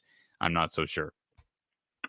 That's a good question. I don't know if I've got an answer for that as well. But excuse me, if I had to say something, I would say it would be Connor, but I'm not sure myself. That's a good question. So give me your Gary. Give me your, on a scale of 1 to 5. Give me your level of panic, with 1 being the least, 5 being the most. Not as a coach, as a I mean, obviously Fran's not panicking. I get that, but yeah. I'll tell you what, I've got to see Saturday's game. That's going to be big. If they play like they played the last 2 games Saturday, then it's a 5. Okay. But it's tough to win on the road in this league against 2 real good defensive teams. So I think Saturday is huge, and if they've got to play well Saturday, obviously to win, but for their own psyche. So I like a lot of people, I'm concerned, but I want to see how they play on Saturday before I get real panicky. I appreciate the super chat here from Jared the actor. He says, I was behind the Badger bench tonight. Crazy to see how timid and apprehensive Iowa gets on the road in a hostile environment. They choked offensively. Appreciate the super chat there from Jared. Final thoughts, Gary, on the Spartans. This is just a matchup that I don't love. especially now with it meaning so much. How does Iowa get it done? It's going to be it's sold out, right? It's a sold out game. Hopefully everybody gets there on time because it's an early tip off at 11 a.m. Central Time. How does Iowa get it done in the back half of the series between the Hawkeyes and the Spartans? Well, I think good news is it's going to be more up and down. There's going to be more, there'll be more possessions. There's going to be more up tempo, I would think, and I think that plays to Iowa's advantage. They are not, when it gets to be a half court struggle right now, that's not to their advantage. So I'm hoping that'll give them a chance to get up and get going and get running a little bit and knock some shots down and get things going. So, and I'm cautiously optimistic. I think, like I said, they're tough to play. They're tough to beat at home. And so hopefully the home cooking and a sold out crowd will, and then getting a few early shots to go down and things can, it's crazy. It's a crazy game. Things can turn in a hurry. It's amazing. So hopefully we can knock some shots down early and get some momentum going and get things going back in the other direction. Gary, if Iowa comes out, beats Michigan State, somehow knocks off Indiana on the road, and then beats Nebraska, we're all going to be feeling pretty good heading into the Big Ten tournament. No doubt. Yeah, absolutely. In fact, I think I'd take 2 of those 3 right now to the bank. But let's get the first one on Saturday. Sounds good, Coach. We appreciate you taking the time, and we'll talk to you. Bet. We hope to talk to you after. I know you're going to be at the game. We'll figure that all out, but we hope to talk to you after the game Saturday. No, we'll definitely do it. We'll look forward to it. Thanks, Coach. Appreciate the time, sir. Yeah, I see you, Corey. You bet. Bye. All right. Appreciate Coach Close joining us this evening, as always. And I'm here for the next 10 to 15 minutes, continuing to take your calls and chats. Peter, super chat here from Peter Green. He says, why do Iowa fans insist on believing that just because a coach excels football and basketball, it doesn't necessarily mean his son is worth the same sand? Referring, I think, to certainly Brian and the football team, but I think also referring to Patrick and Connor. I've been on the record a number of times that Connor has more than proven his worth. I think the frustrations come when his inadequacies shine through, and he was shooting the ball at such a high rate earlier in the year, and we've seen such a drop-off over the last couple of months. I think he's shooting, our caller called in on Sunday, brought this up. I think he's shooting like 30%, 31% since his hot start. And so, yeah, I mean, he's going to give you a high assist to turnover ratio. When Patrick's struggling, I guess you can more quickly make that claim because Patrick's not going to give you what Connor gives you from a ball handling perspective, from a defensive perspective even.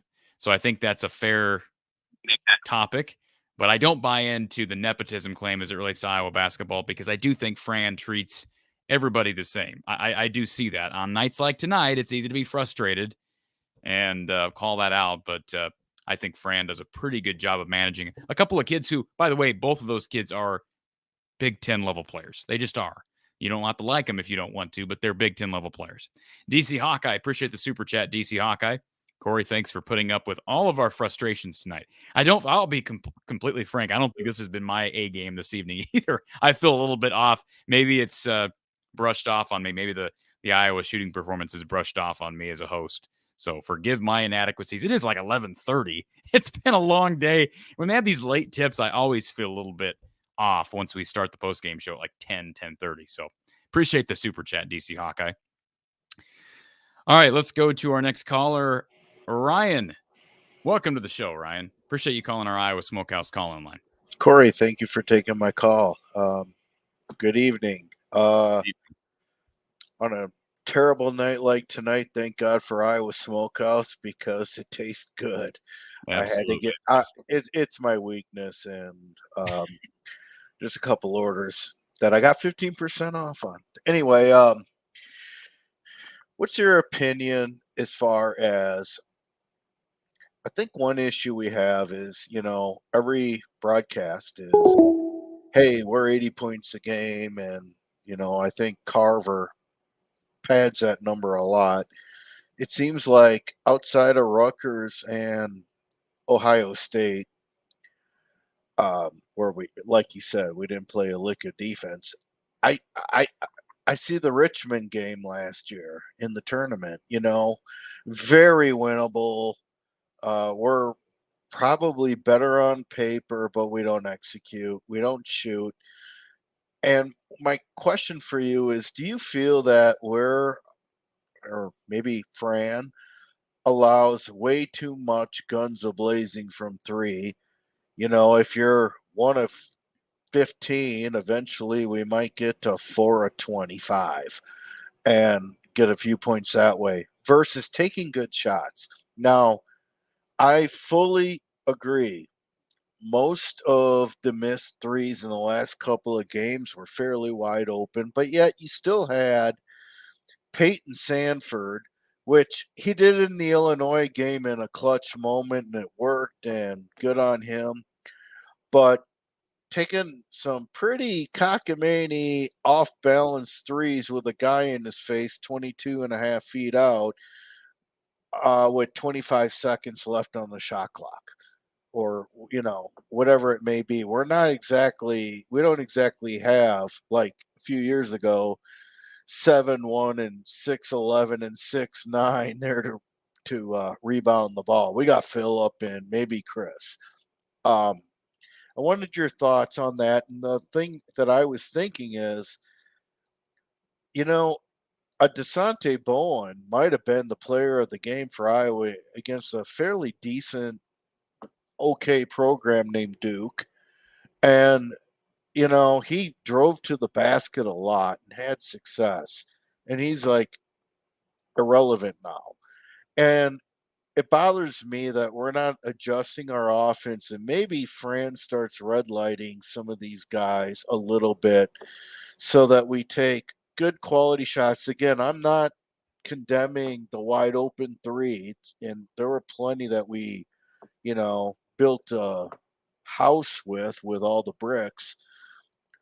But when the three's not going, and I realize you win and die by the three more times than not, you still got to score some points. And having a DeSante Bowen, a Tony Perkins, like he did at Illinois.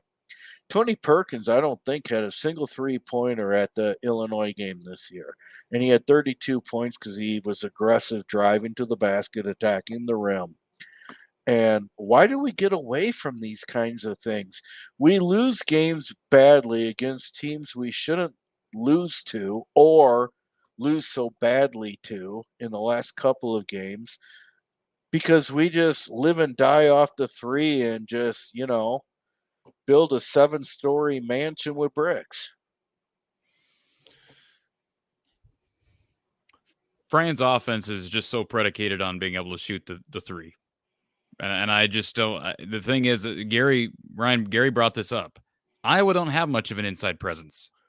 After Philip or Bracha, who's going to get you points inside? I know you brought up Tony Perkins, and yes, he can drive you and get you baskets, but we had somebody earlier in the chat bring up the fact that Ulis, how often does he really attack the rim? He never attacks the rim, ever. Like, he does not attack the rim. Tony will attack the rim, but I think he's lacking confidence in a lot of regards, which is weird because he's had games where he's went off, but it's a consistency problem, and I don't think he has confidence that he can be a consistent scorer or a consistent shooter, certainly.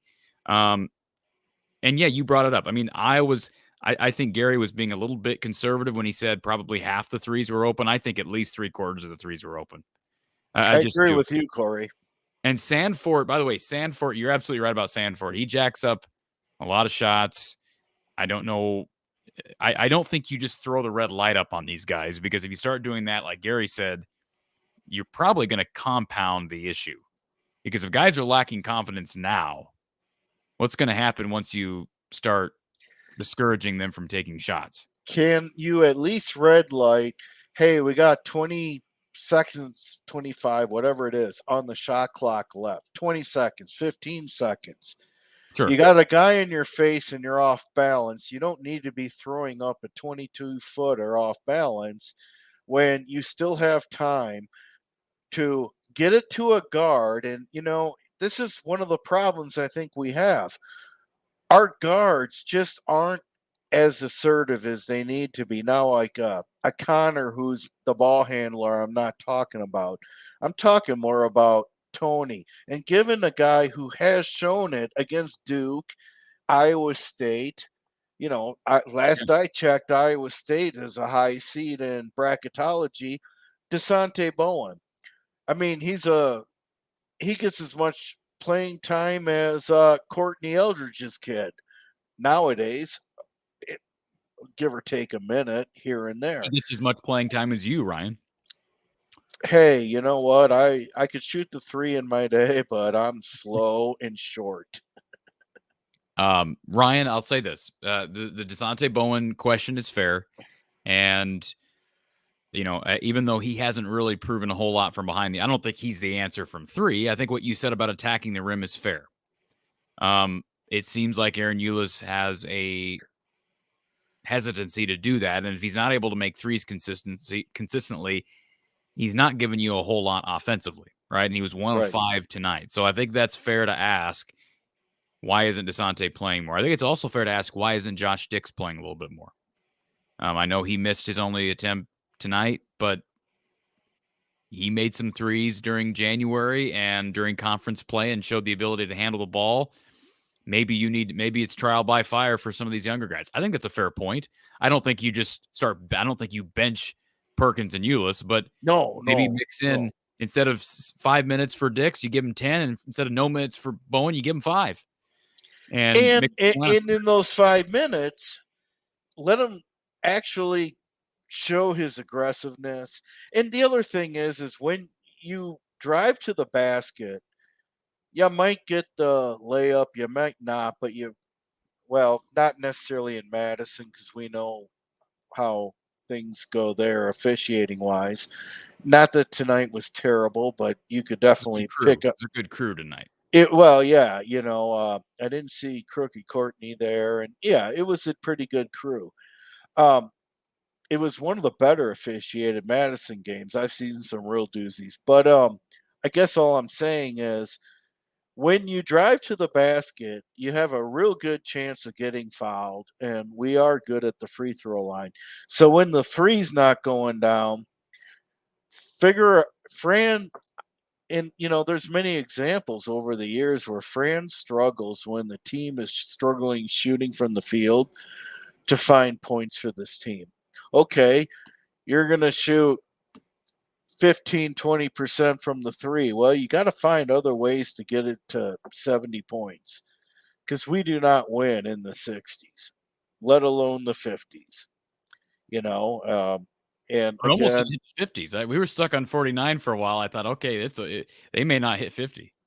Right. I mean, you're done. You're done.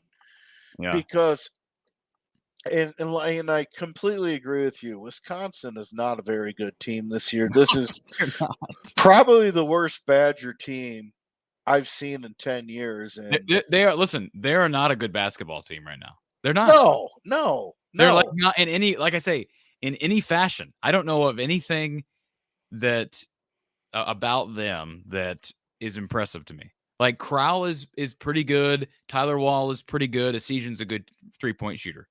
That's an average team at full strength. Hepburn is pretty good on defense. I got to give him that. But I'm going to be at the Michigan State game, weather permitting, and I don't know. It kind of stinks because, like what you said, I never like our chances against Michigan State, not because of personnel, but the second I see Crooked Courtney, I'm going to tell my dad, hey, do you want to go get our steak dinner a little early? Ryan, if Courtney Green's officiating on Saturday, will you run out in the court and tackle him? Would you do that? No, my kids will be watching. I will be a complete gentleman like I usually am, unless I'm talking about somebody's dental plan. Oh, gosh. Which I do apologize for, Corey, by the way. Thank you. For sure. Hey, anyway, thanks a lot. And I wanted to ask one question. If you could ask Coach Close, because he's obviously done. I read a really interesting article in 8 years now. Greg Gard, how many technical fouls does he have in his entire career at Wisconsin? Very few. I saw that article. One. Now, That's interesting. I have not That's been very keeping track. I'm going to guess that Fran McCaffrey has a couple 10 more this than year. that. A 10 couple this more year. than that in his. Well, Fran's been here 13 years. He's got like 10 this in the year. last. Well, he's got 5 this year. Okay. Okay, 5. All right, 5 this year alone. 5. Wait a minute. He's only got 5 this year? Oh, wait. 5 ejections in his career, and I think he's got about. He's got, let's just see. He had 2 technicals against Northwestern the other night. He had 5 ejections, it was. Sorry. Wisconsin the first time he had a tech. I'm trying to think his other T's this year. I think he's had at least 5 T's. I thought he had more than that, but anyways, go on. So it's safe to say Fran has a couple more. Sure. Yeah. I was wondering, today is Ash Wednesday. Is it that Greg Gard is St. Greg? That he is just such a official whisperer? Or Well, he's a different personality. Like he's not, as you know, he's just a very bland. That's just how he is. He doesn't have a lot of fire. And some guys would say that's better. I mean, he doesn't have the fire that Fran does, but he also doesn't cost his team with technical fouls and free throws. I know, and I it's just weird because like when we had Licklider, oh God, the guy wouldn't stand up for you for nothing, and so Fran was a breath of fresh air. But I think there's a limit too. They're not always the most well timed. I'm still a Fran fan for the most part, even though I really do wish he would change up his reliance on live and die with the 3. Our better teams were when we had rim protectors, bigger guys, and pretty good guards. And I don't think our guards are bad, but I do not feel our guards are always as assertive as they should be. I would expect that Tony Perkins would have taken the Indiana and especially the Illinois game as well as Ohio State. And that should be all the confidence you need, to just be that alpha dog guard that we sorely lack. Now, Connor's a great floor general. He'll tell you where you need to be, and he's a coach on the floor. Doesn't pad the stats necessarily, but he's been fantastic. I don't doubt he'll be our head coach of basketball in. Well, no, LFG says you're going to be the next head coach. Not qualified. I'm not smart enough. I'm not smart enough. Well, LFG, he begs to differ on that. He says that Hawkeye fans are pouring into the streets to celebrate after Ryan is named the next head coach of Iowa basketball. No. And I wouldn't have my son on the team unless they were as good as Connor, to be honest with you. But anyway, hey, thanks a lot for taking my call. And we got to get Sparty, and we got to absolutely get Nebraska. Even if we get them both, I'm still going to be worried about the road. And I'm afraid of 8-9 hell. And after tonight, I'm afraid that might be kind of like our best case scenario. Yeah, 7, I think 7 is probably the ceiling right now. So you go 8-9. What you got to do is root that Kansas is number 1 in your. You don't buy into Kansas? No, not really. I don't think Kansas is that good. Well, they're good, obviously, but they're not a 1. They're not as good as most 1 seeds are, is what I'm saying. So I'm hoping Kansas would be the 1 if we're in 8-9 hell. Otherwise, go 10 seed. Who are the other ones right now? You'd have Purdue, Kansas, Houston. Who's the 4th? Probably Bama. right now, right? Or Tennessee. I was going to say Tennessee, but it is. I think you want that whoever that fourth team is. I think there's a drop off after those top three in my mind. Yeah, well, I mean, if Tennessee is the one, then I'd be good with that. I don't want. Well, it probably wouldn't be Purdue. Well, And no, I want nothing to do with Houston. I mean, you might get some But toxic. Ryan, it could be Purdue because Iowa only played them once this season, so they They can't. wouldn't. If we're 8-9, they're not going to put us in the same division with Purdue. They did that with Michigan State and Minnesota a couple years ago in the tournament. They played in Des Moines, and those two teams played in the second round of the tournament. You never know what happens. It's not typical. Yeah. No, I want nothing to do with Purdue. I'm going to root for them to go all the way. If it's not us, I don't think it'll be a Big Ten team. Yeah, Daryl MVP says the Alabama was the number 1 overall seed. I'm just saying of the top 4 teams, I think I would put them as number 4. I think they have a lot of distraction going on. You got right some now. problems down there. They Yes, got, say what you want. I will say this, and I read an article on The Athletic about that whole thing. And I will say this. Iowa in 13 years under McCaffrey has had one player get arrested, and he was actually a very prominent player, but it was taken care of, and he never screwed up again, and it was for a DUI. It was Peter Jock. And I don't think there was a single other incident of a police record under a Fran player. So you can say that for him. He's a player's coach. We don't have the transfer problem most schools do. By all accounts, he's a great guy to play for. I know a Sweet 16 will boost his popularity rating a lot. Probably It'll be hard year to do that. It won't be this year. But I will say this real quick, Corey. I don't think Chris Murray's ready quite yet. Maybe I'm wrong. Hey, listen. He's gone anyway, I'm sure, but I think he's gone anyway. I think he's a first-round draft pick because of his upside, what the draft experts believe to be his upside based on what I see in mock drafts. I think he's a first-round draft pick, so he's going to get paid. But I think he'd have an opportunity to maybe be a lottery pick if he stayed another year, but I don't think he's going to. Well, he probably won't do the Tracy Jackson Davis or whatever his name is route. Play 4 years, but and still be a first rounder. But I mean, I'm rooting for the kid anyway. Appreciate you calling in, sir, as always, and we'll talk to you hopefully after Saturday's game. Won't be calling in Saturday because I'll be at the game with my dad, and then we're going to dinner. But go Hawks, and let's hope. Thank you, sir. Have a good night. Appreciate Ryan calling in as always. We've got a couple more callers. Boy, we're going to hit the 2-hour mark here if I'm not careful. So we will get to our callers. Again, we're recapping Iowa's 64-52 loss to the Wisconsin Badgers. Want to give a quick shout out to Iowa Smokehouse and their awesome products. They're down in Albia. They're an Iowa company.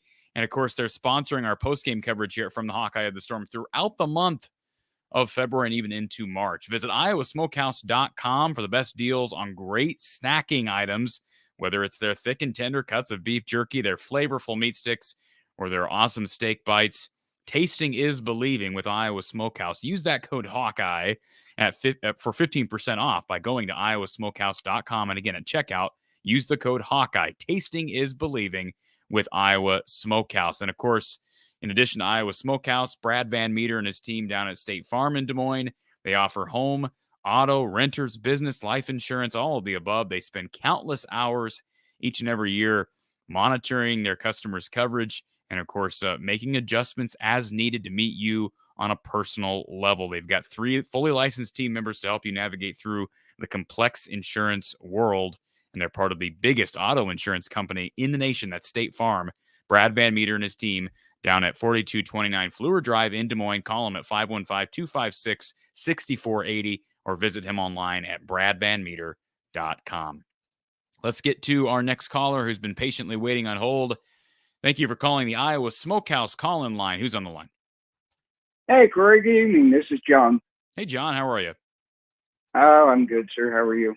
I'm doing all right. It's almost midnight, and the weather outside is well, bad to say the least. And the basketball on the court these last two games has been worse. But I'm doing okay. How are you?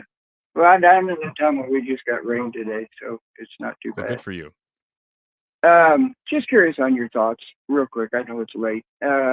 Has Chris Murray's play this season hurt his NBA draft stock compared to where maybe it was at the beginning of the season? When you say the beginning of the season, are you saying before the season started, or Correct. Yeah. I mean, yeah. I don't think so. I think he's still got limitations, but let's remember that this was. I mean, he was playing what, third or fourth fiddle on last year's team, at least with Bohannon and with Keegan Murray, etc. So I don't think that's the case. I do think that he has struggled to adjust at times, especially offensively. But I wouldn't venture to say that he has hurt his draft stock, because I think he, in comparison to where he was prior to the season, he was largely unproven as far as his ability to carry a team. And he's carried this team to, as of right now, a 500 record in the conference. Well, I guess one over 500 in the conference.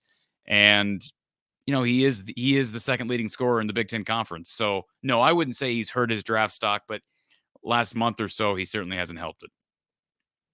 I didn't know, there's nights he has 21 points, and like tonight, I believe he had 5, and being he's kind of up and down like that, maybe the NBA would kind of shy away from him for that. We'll see. I mean, we'll see. I don't monitor mock drafts as closely as some people do. The mock drafts I've seen still have him going in the first round. So we'll see. I mean, I think he's leaving no matter what, even if he ends up being a second round prospect. I think he's leaving no matter what, based on what he has said and what his father, Kenyon, has said on the record.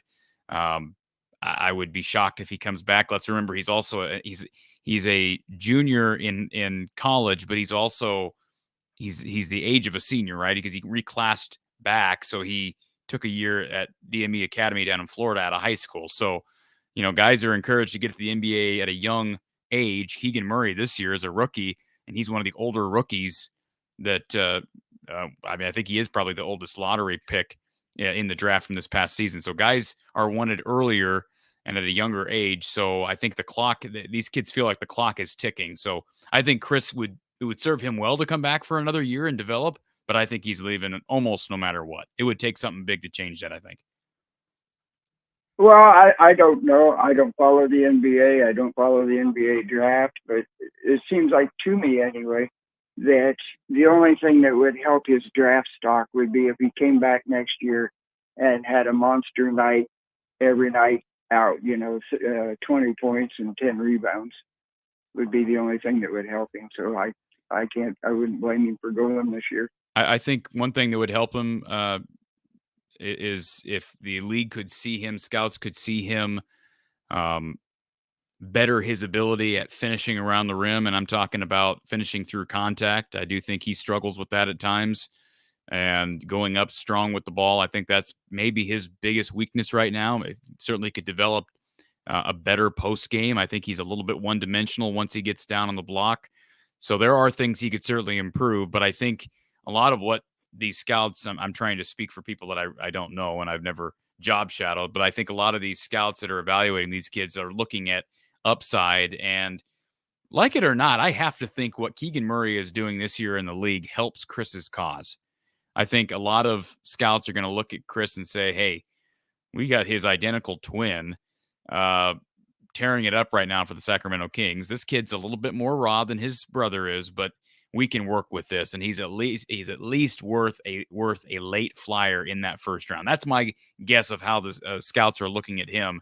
But I do think he's a lot more raw than Keegan was last year, and if he came back, you're always running that risk of not moving up, and then you lose an entire year of potential pay. But I do think he could boost his draft stock potentially. Okay. All right. Well, thanks, Corey. Appreciate it, John. Thank you. I hope. All right. Appreciate our caller there down in Ottumwa. Appreciate that. Let's get to our next caller, the Iowa Smokehouse call-in line. James, welcome to the show, James. First off, I want to say glad to see you're home and okay, because it is kind of dangerous out there. So I think that's more important than the game is everybody's safety. The game is just part of the less broader scheme than what's going on right now. So.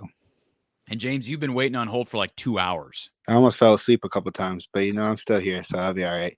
But Thank you for holding tight, sir. But no, first off, one thing I want to say before this is everybody's talking about Chris. I do watch a decent amount of NBA, and I do understand how the NBA works.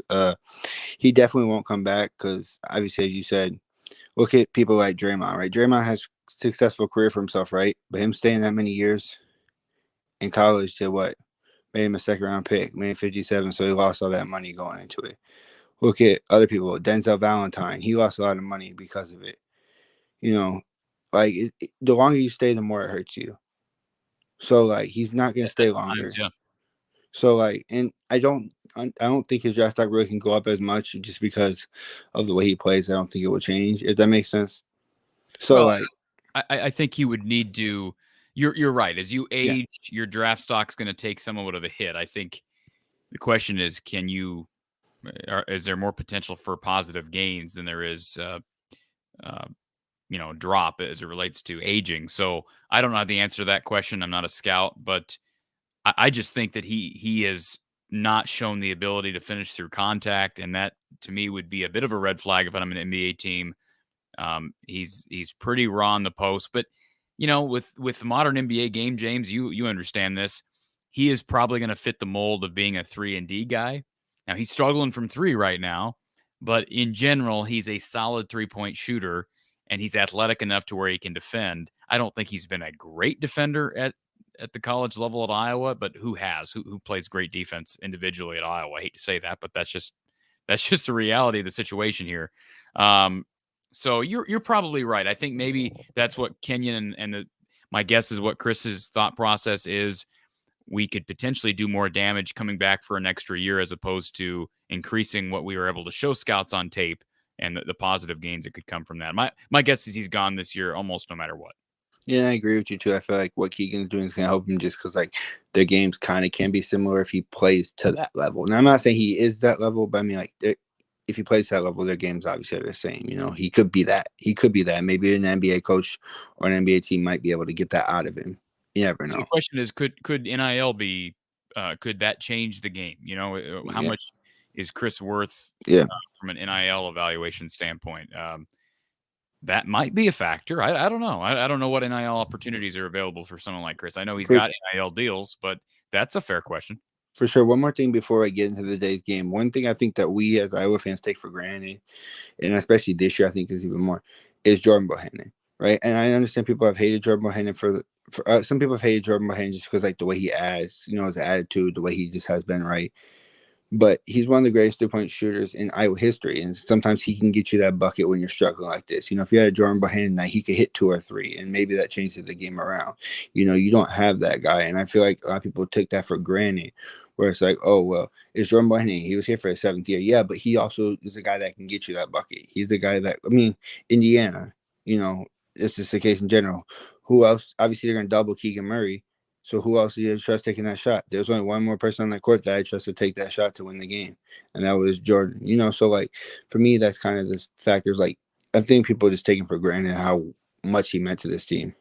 Well, people say, first of all, I don't think anybody should be hated. I see the comment from Oval Hawk. I never understood why Jobo was so hated. I loved him.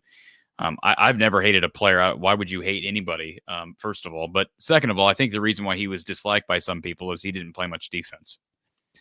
He was here for 6 years, and he just wasn't great defensively, right? Yeah, but the difference between these guys not being defensively and the other guys, these guys are defensively and don't shoot consistently. He'll not play defense, but he still can hit 3 or 4 threes. Oh, that's the difference. Absolutely. No, I'm not taking away from Jordan Bohannon's decorated 6-year career. No, he's one of the greats. There's no taking away. I'm just saying when you're as polarized, when you're extreme on one end and extreme on the other end, you're very much polarizing, and that's what Kirk Ferentz has become on the football field as a head coach, right? Yeah, I agree with you on that part too. I'm just saying, it's different. If you don't play defense this year, and you have a guy that can hit 4 threes. Then it makes a little bit different. It's like, okay, you don't play as much defense, but you're still contributing something. A lot of these guys aren't making shots, but then they're not contributing on the defensive end. So then it's like it just all snowballs into one big thing. But one thing that really scares me, I said it earlier too, is like we have a chance from going to a chance to be a double bye team to a team that might have to play in the first round. If we lose out, they're not playing the first round. Okay, but you gotta look. The teams behind them have what? 7 losses. There's 7 losses. If we lose out, we have 9 wins, right? If the teams behind us win out, if Nebraska wins 2 more games, they'll be 9. They're probably at the tiebreaker over us. Let me pull up the standings here. There's I don't know if there's a chance, but there could be a chance. Well, there is a chance. You're I think you're right. There's a chance. Penn State holds a tiebreaker.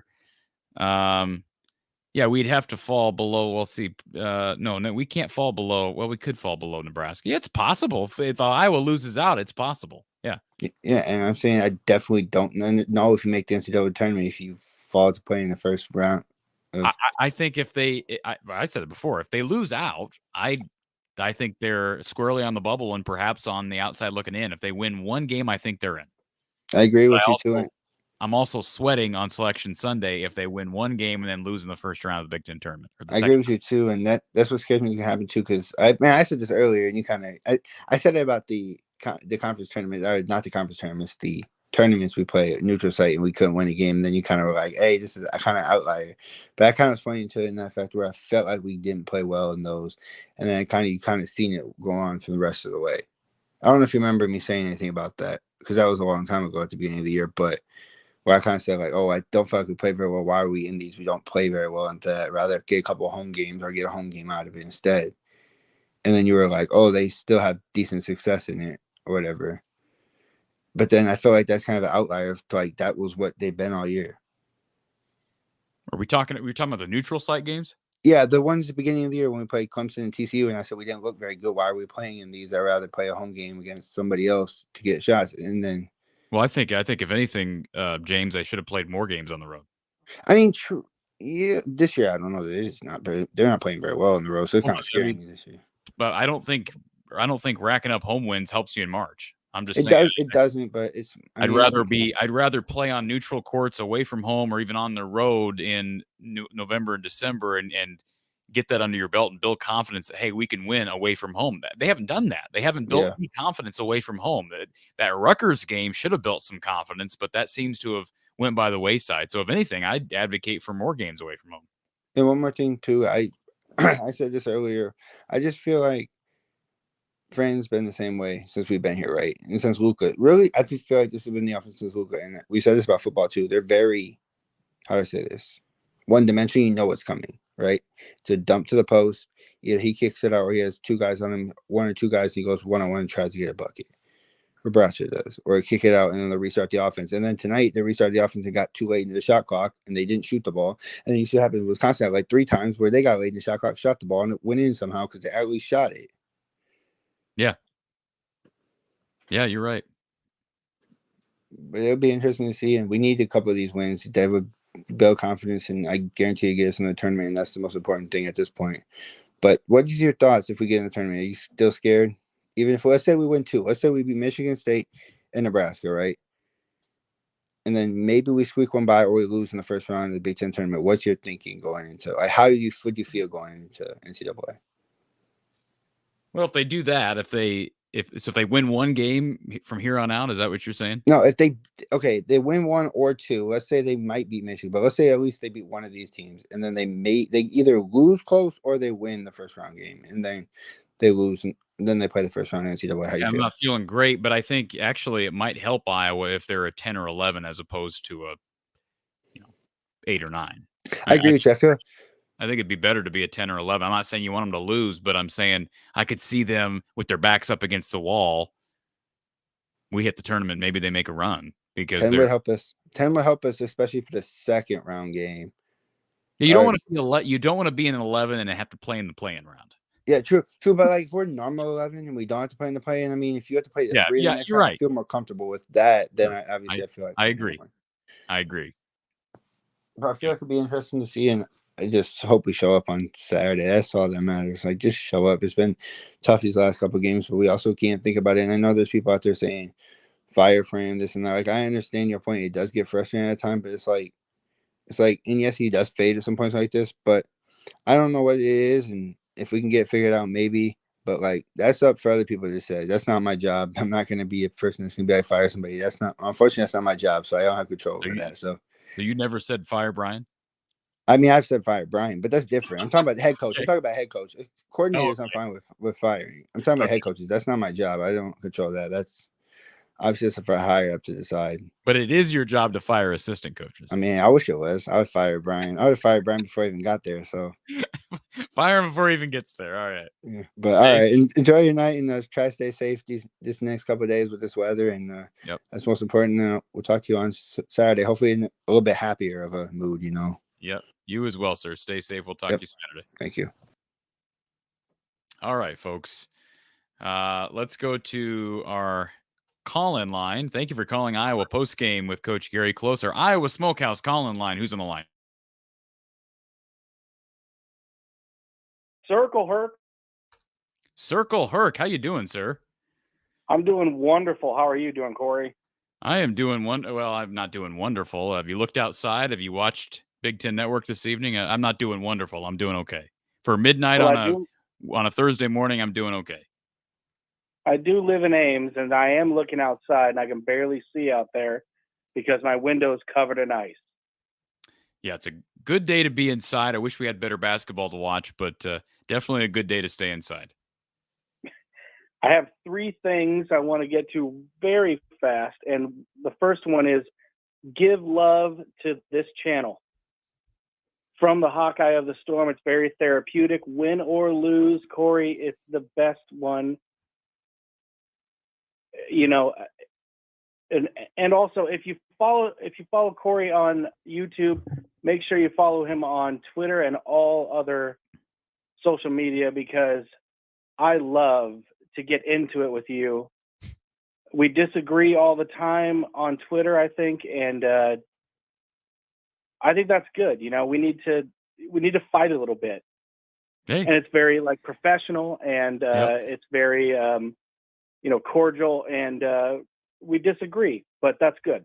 I appreciate that, Circle Herc, and I'm all for debate. I'm all for disagreement as long as it's done in a respectful manner, and I appreciate you being cordial, and I do appreciate you giving the channel a shout out. And I shouldn't overlook our different social media platforms, so I appreciate you bringing that up. Twitter, Instagram, Facebook, of course. The Instagram and Facebook pages need help as far as growth, and I don't do a great job. We've had some help with Instagram here of late, but I do appreciate you putting in a plug for all the social media, and of course sharing the show on social media helps a bunch as well, so I appreciate that. My next thing is give love to the callers that call into your show.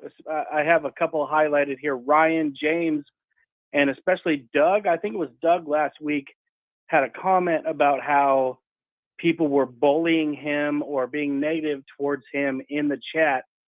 I want to give a quick shout out to Doug. I think it's Doug. I hope I'm not messing that up. Yeah, it's Doug.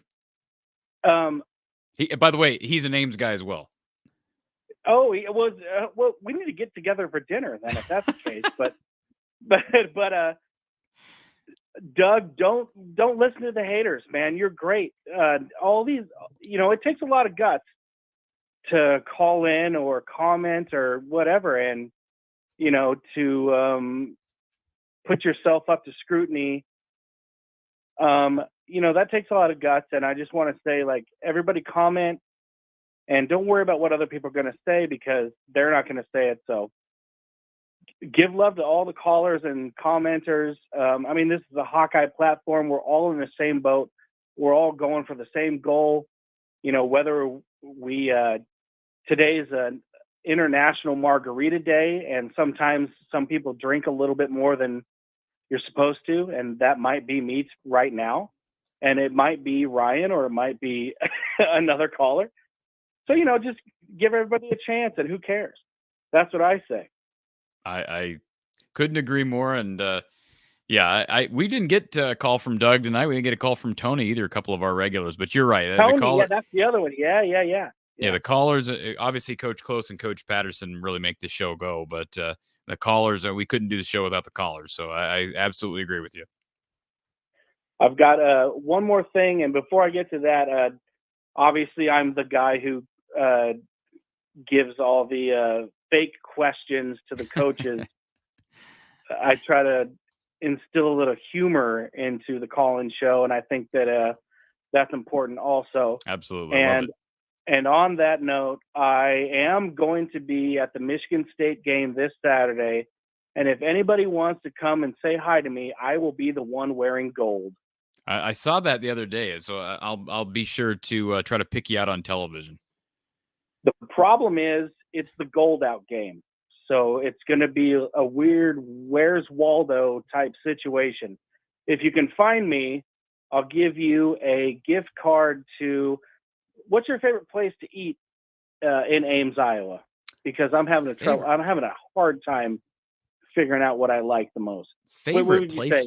What favorite place to eat in Ames, Iowa? Favorite restaurant in Ames? Yeah, that's a great question. Great question.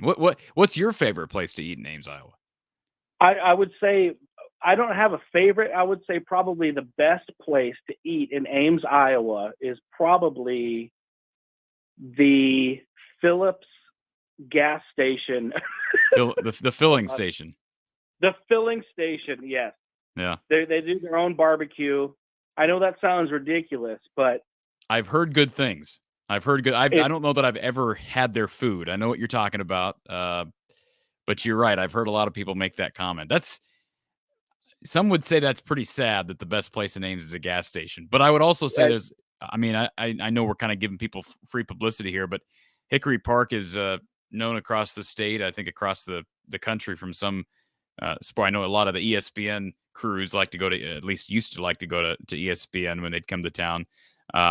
There's some good options in town. Yeah, I think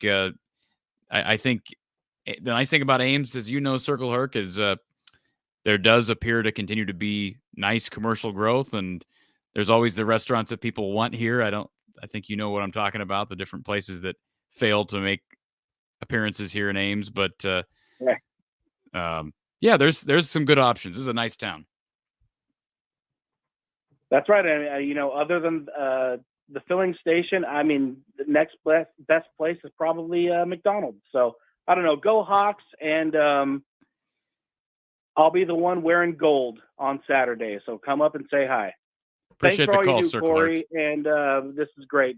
Thanks for allowing us goofballs to call in and everything. So go Hawks. Absolutely. Thank you, sir. I appreciated that call from our good friend Circle Herc, who's been a part of the show for a long time and is an Ames guy. So appreciate him calling in. And we do have one final caller, I believe. Thank you, Kevin. Appreciate the compliment here. And if I missed your comment earlier, I apologize. CJ, yes, Coach Close came on earlier, so definitely jump back and listen to our segment with Coach Close. Ryan says, thanks to the show, I learned one major thing about Iowa and basketball in general. Elite coaches recruit elite talent that builds elite programs. And Shane, thank you for this. Just ordered the is that how you spell it? Meat sweat package. I've not seen that package. I'll have to check that out at iowasmokehouse.com. So a little extra publicity for our sponsor this evening. So appreciate you supporting our sponsor, Shane. And of course, if you're interested in supporting any of our sponsors, check out the links in our description. All right, let's get to our final caller of the night. Jared, welcome to the show, Jared. Hey, Corey, how's it going, man? Good. How are you, sir? Doing good. Reason I'm calling is because I was at the game tonight, and the weather here is atrocious. We barely made it there to the parking ramp, and I sloshed around in my boots to try and even get to the arena. But watched the game, and it was an interesting one. I was there with my wife, and we were both wearing From the Hawkeye of the Storm gear. So I thought you'd appreciate that. You're the man. You got your wife to wear it too. Yes, and she doesn't even like Iowa that much. Well, we appreciate her being a walking billboard for us. Yeah, and I was hoping, and after I heard Coach Coast call in, I was secretly hoping that somehow my seats would land next to his, but that didn't quite happen. Hey, you picked the wrong bench tonight, Jared. Yeah, I was on the other side, and I was looking around for Coach Close. I didn't actually realize his son was an assistant for the Hawks. Yeah, he's a student manager. Yep. Yeah, but he's on the sideline. Yeah, he's part of the team. Oh, got it. Yeah, so I'm like you. I'm kind of I've been on hold for over an hour. I'm running out of steam, so I appreciate you hanging tight. Yeah, we've had a lot of people in the I appreciate everybody, like I said on Sunday, being engaged despite the loss. That's one thing I got to give Iowa fans credit for. We couldn't do this show if people just were completely fair weather. I mean, there's people who are upset about the loss and upset about these last two games, but people still show out because they care. Yeah, for sure. And I just wanted to give a couple quick observations because it's seldom that I see the Hawks play in person. It's usually once a year, once every couple of years, really, because I do live in Madison. But I have a theory on the fan fade, fade rather, and hear me out. But you know, it's one thing to watch it on TV, but it's another thing to see them play in person, because they are absolutely running up and down the court like crazy people. They're doing the full court press, and on offense they're flying around and they're just exhausting themselves. And I think towards the end of the season, it could seem like that maybe just even with their rotations that they do, they kind of run out of energy. And tonight, for example, I just saw them just kind of in and out of the game and flying around, and I was exhausted watching them play that style of basketball. Yeah, I mean it's I will say this, that the style is modern, and it is a style that at times you wonder fatigue without a real deep roster. They don't go real deep. Fran doesn't go real deep with this specific team like he has in past years. Perhaps the style does create the possibility of some fatigue issues as the season goes on. I don't know if that's what's going on now. I had somebody ask that, I think on Sunday, could this be a result of tired legs? Coach Close kind of shot that down, said I don't think that's what it is. And I would venture to say that he's probably right, because again, we saw this same stretch of this same pattern back in late December, early January. Then they got out of the slump and playing better, won 9 of 12. But I think using fatigue as an excuse is just that, as an excuse.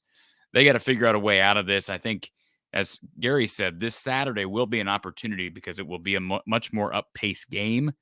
And, it'll be interesting to see what happens. But I think they'll figure this out. I think they'll get back to shooting the ball better. I don't see this stretch continuing into the Big Ten tournament. I look at what the blip on the radar that we saw late December. That was inconsistent with what we saw in November and early December. Certainly it was inconsistent with what we saw in January. My guess is they'll recover from this, but they are up against the clock. We got 3 games left of the regular season. No, I agree. I mean, there's a lot of potential left, but I do have to give you a slight criticism, Corey, because you have kind of trashed the Badgers tonight. And in all fairness, they aren't very good, compared to their recent vintage of teams, but they did sweep the Hawks this year. So if they stink, what does that mean about the Hawks? I mean, there's no question that those are two of the I want to say worst losses on the resume, but those are 2 losses that Iowa absolutely. I mean, the first one was double overtime, is at home. It wasn't a stretch where Murray was out, Ulis was out in that game. So I mean, those are. I don't think those are just excuses. Those are reasons. Those are explanations. There was no explanation for tonight. So you're right. They swept them. Now I will say this: some teams just match up poorly against. Sometimes Iowa just matches up poorly against other teams. I think Wisconsin might be an example of that. But there have been other years where Iowa. I think a couple of years ago, Iowa beat Wisconsin 3 times because they beat them in the Big Ten tournament as well. So, yep. College basketball is crazy. It is kind of random at times. But Iowa struggled. They've struggled these last 2 games against teams that play very similar brands of basketball. And you just hope maybe in a game against Michigan State, a team that plays physical but likes to get more up tempo, more up in the fast break, out in the fast break. I think that possibly can help them get back offensively. Yeah, I agree. And two more quick comments. One was I was sitting in a sea of Badger fans with my Hawkeye from the Hawkeye the Storm gear, and I got some looks. But people are like, "Hey, how many technical fouls do you think Fran's going to get tonight?" And I'm like, "Well, actually, he's been kind of well behaved in the past couple months." Well, besides Sunday. Yeah, well, he has to slip up a time or two. But yeah, he had a stretch there early in the season where I thought, "Boy, what's going on with Fran?" I do think he's been more on edge this year than in past seasons. But you're right; he's been a little bit better over the past month, with the exception being Northwestern. He was fine tonight. He didn't seem to. Did you notice anything? He didn't seem to get upset one time tonight. Did I? Really? No, I had my eyes on him, and I was watching close, and yeah, honestly, he was well behaved. A lot of respect for DJ Karstensen and that crew. I think it was a good crew tonight, and I thought it was well officiated. Yeah, he did a good job. Actually, there was one point where Greg Gard almost lost his composure and started yelling over that one. I think it was a Rebracha foul or whatever. Yeah, I saw that. Yeah. He wanted to flop. Yeah. So, and last question, Corey, to you. I mean, you've gotten a lot of compliments from the fans tonight, and I think from the Hawkeye the Storm is taking the internet by storm. Do you plan on doing this for a long time? I know you're a young man, but do you ever see yourself moving on from? I think you're doing the county news and this podcast. Is there any immediate future for you, but beyond this? As a fan asking. Yeah, that's a good question. I don't have any aspirations to make it big in broadcasting in video media or I worked at, I think you probably know this, Jared. I worked AM FM radio fresh out of school and enjoyed it, but walked away from it and said I want to find something that I can be more independent, be more creative, and this isn't my full-time gig, as you well know, but I did have the itch to get back into broadcasting. So no, I don't have aspirations to expand or do. I want to continue to expand the show and make it bigger and make it better. But I love what we're doing, and as long as we can continue to get support, I'm happy doing this, and we'll see what opportunities come down the road. I guess you always are willing to listen to potential opportunities to expand and better your brand. Hopefully that answers your question. Yes, well, it does. I mean, and as the last caller, I appreciate that. And on behalf, I think, of the base of fans you have, we appreciate what you do.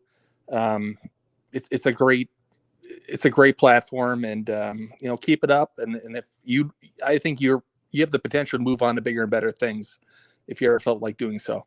Well, I appreciate that, Jared. All right. Thanks, man. Thank you, sir. Have a good night.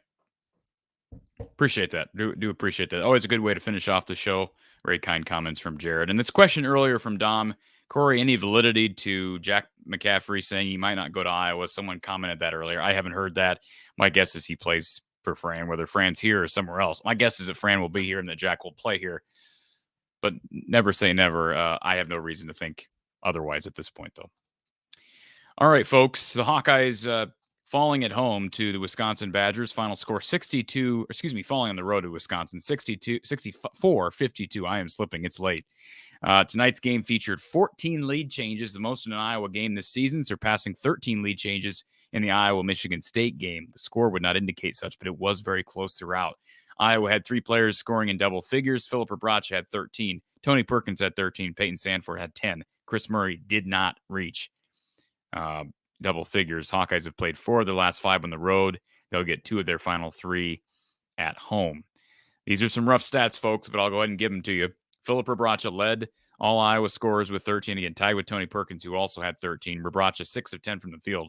Tony Perkins, 4 of 14 from the field, 0 of 5 from 3. He was perfect. 5 of 5 from the free throw line. Chris Murray, 2 of 10 from the field, 1 of 5 from 3. Had 5 rebounds to go along with 5 points, 1 assist, 1 steal. Aaron Eulis, 3 of 9 from the field, 1 of 5 from 3, 2 of 2 from the free throw line, had 9 points to go along with 1 rebound, 2 assists, no turnovers.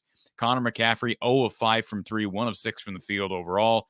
8 rebounds, just 2 points, 1 assist, 3 turnovers for Connor. Off night as being a floor general for Connor McCaffrey on the road. Peyton Sandfort played 26 minutes, 1 of 4 from 3, 4 of 9 overall, 3 rebounds, 10 points, 1 assist for Peyton Sandfort. Patrick McCaffrey played 18 minutes, 0 of 3 from 3.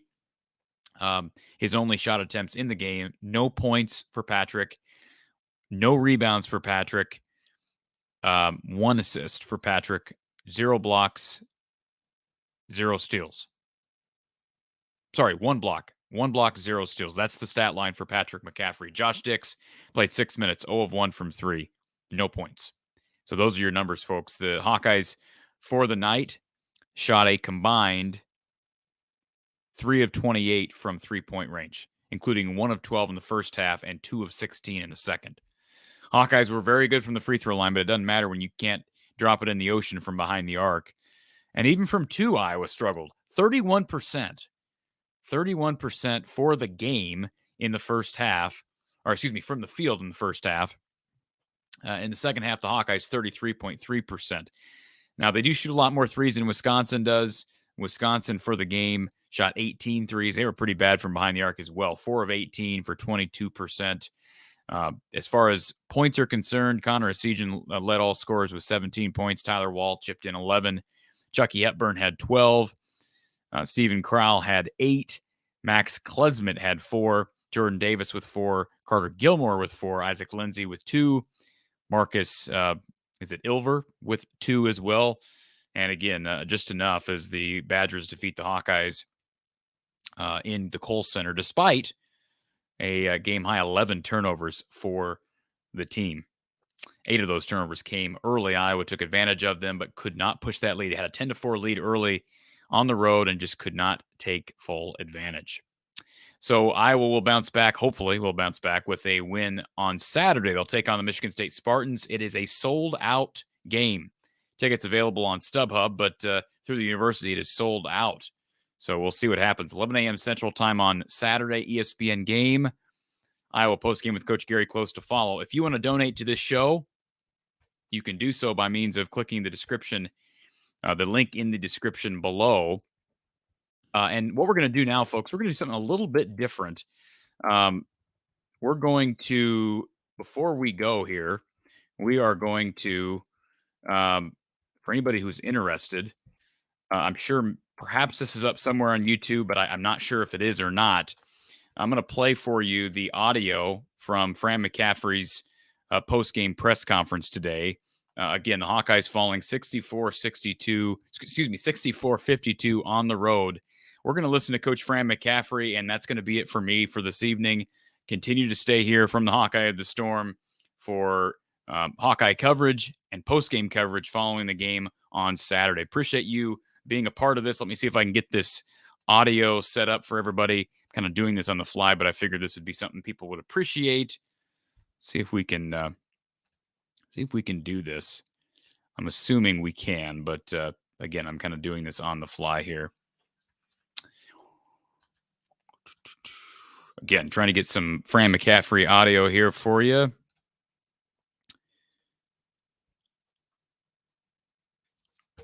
Okay, we'll have to do it. We'll have to do it kind of the old school way here.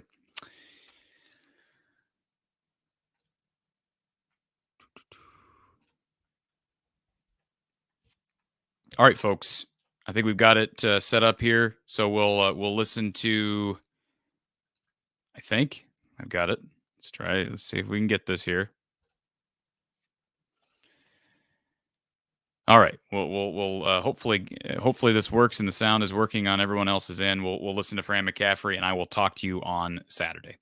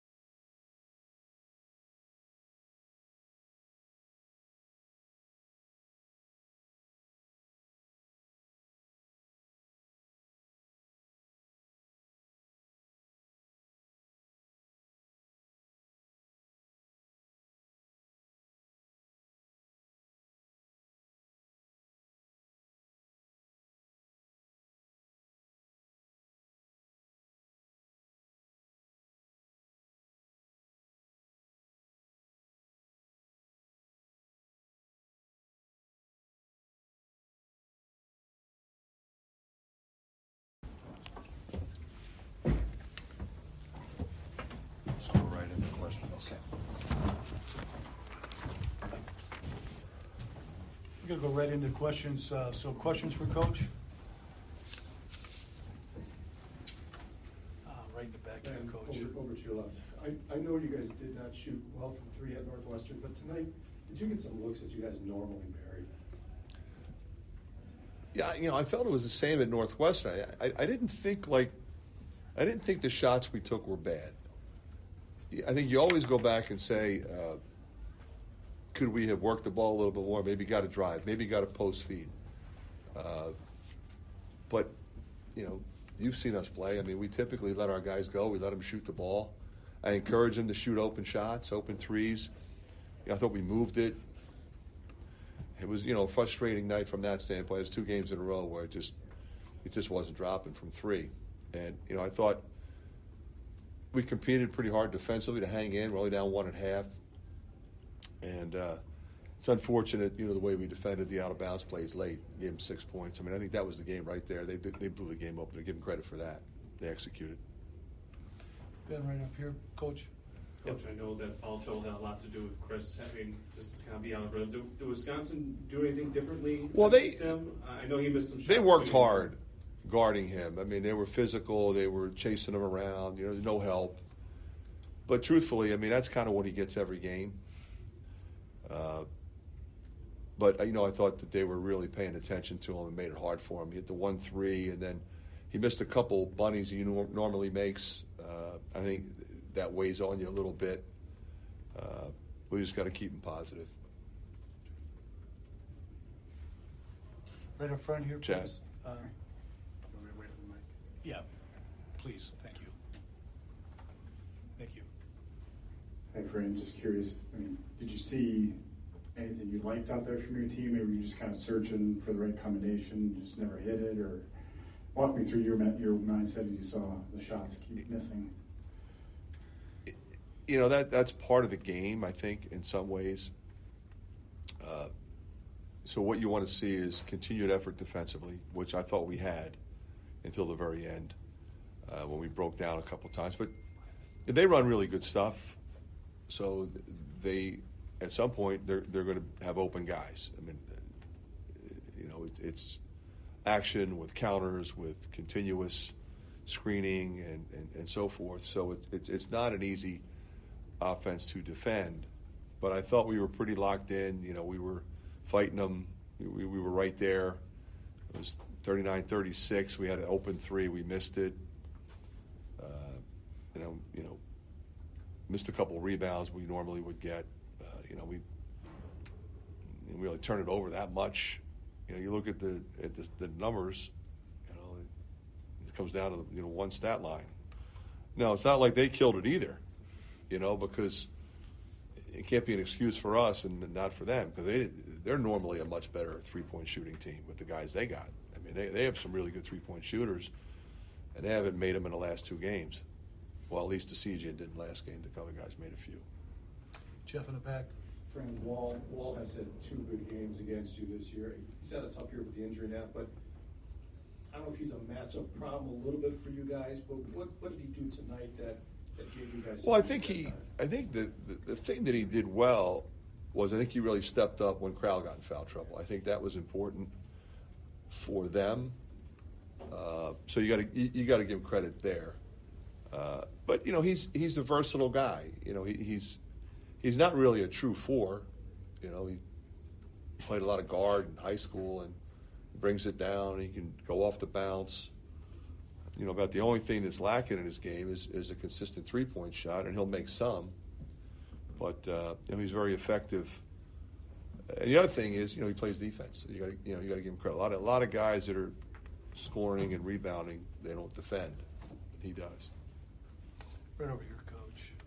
Coach, you mentioned how Wisconsin didn't hit many three-pointers in this game, but they were 21 of 30 inside the paint, an area where they haven't necessarily been as good. What did you see from them offensively there, and where were the improvements? Well, they do what they always do. I mean, guys are cutting to the front of the rim. They got a couple. Chucky got around one time on a wraparound, and he got a layup. CJ got to the rim the one time on a closeout. So those are, and then you got 2 guys that are a handful in there. Crowell and Wall. Crowell was better in the second half. Wall was good in both halves. But I think they might have a reputation as being more of a 3-point shooting team than they really are.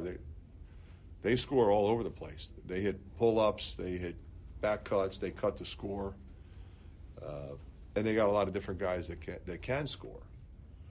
So they're hard to guard, and they're going to make you guard for the whole time. We have 2 more questions for Coach. Todd in the back, please. Your press seemed especially efficient in the first half. It was not in the second half. Where did you see that breakdown, I guess? I thought 2 things. I thought they were, making a concerted effort to attack it a little bit more, and then we were not anticipating. We were sort of reacting.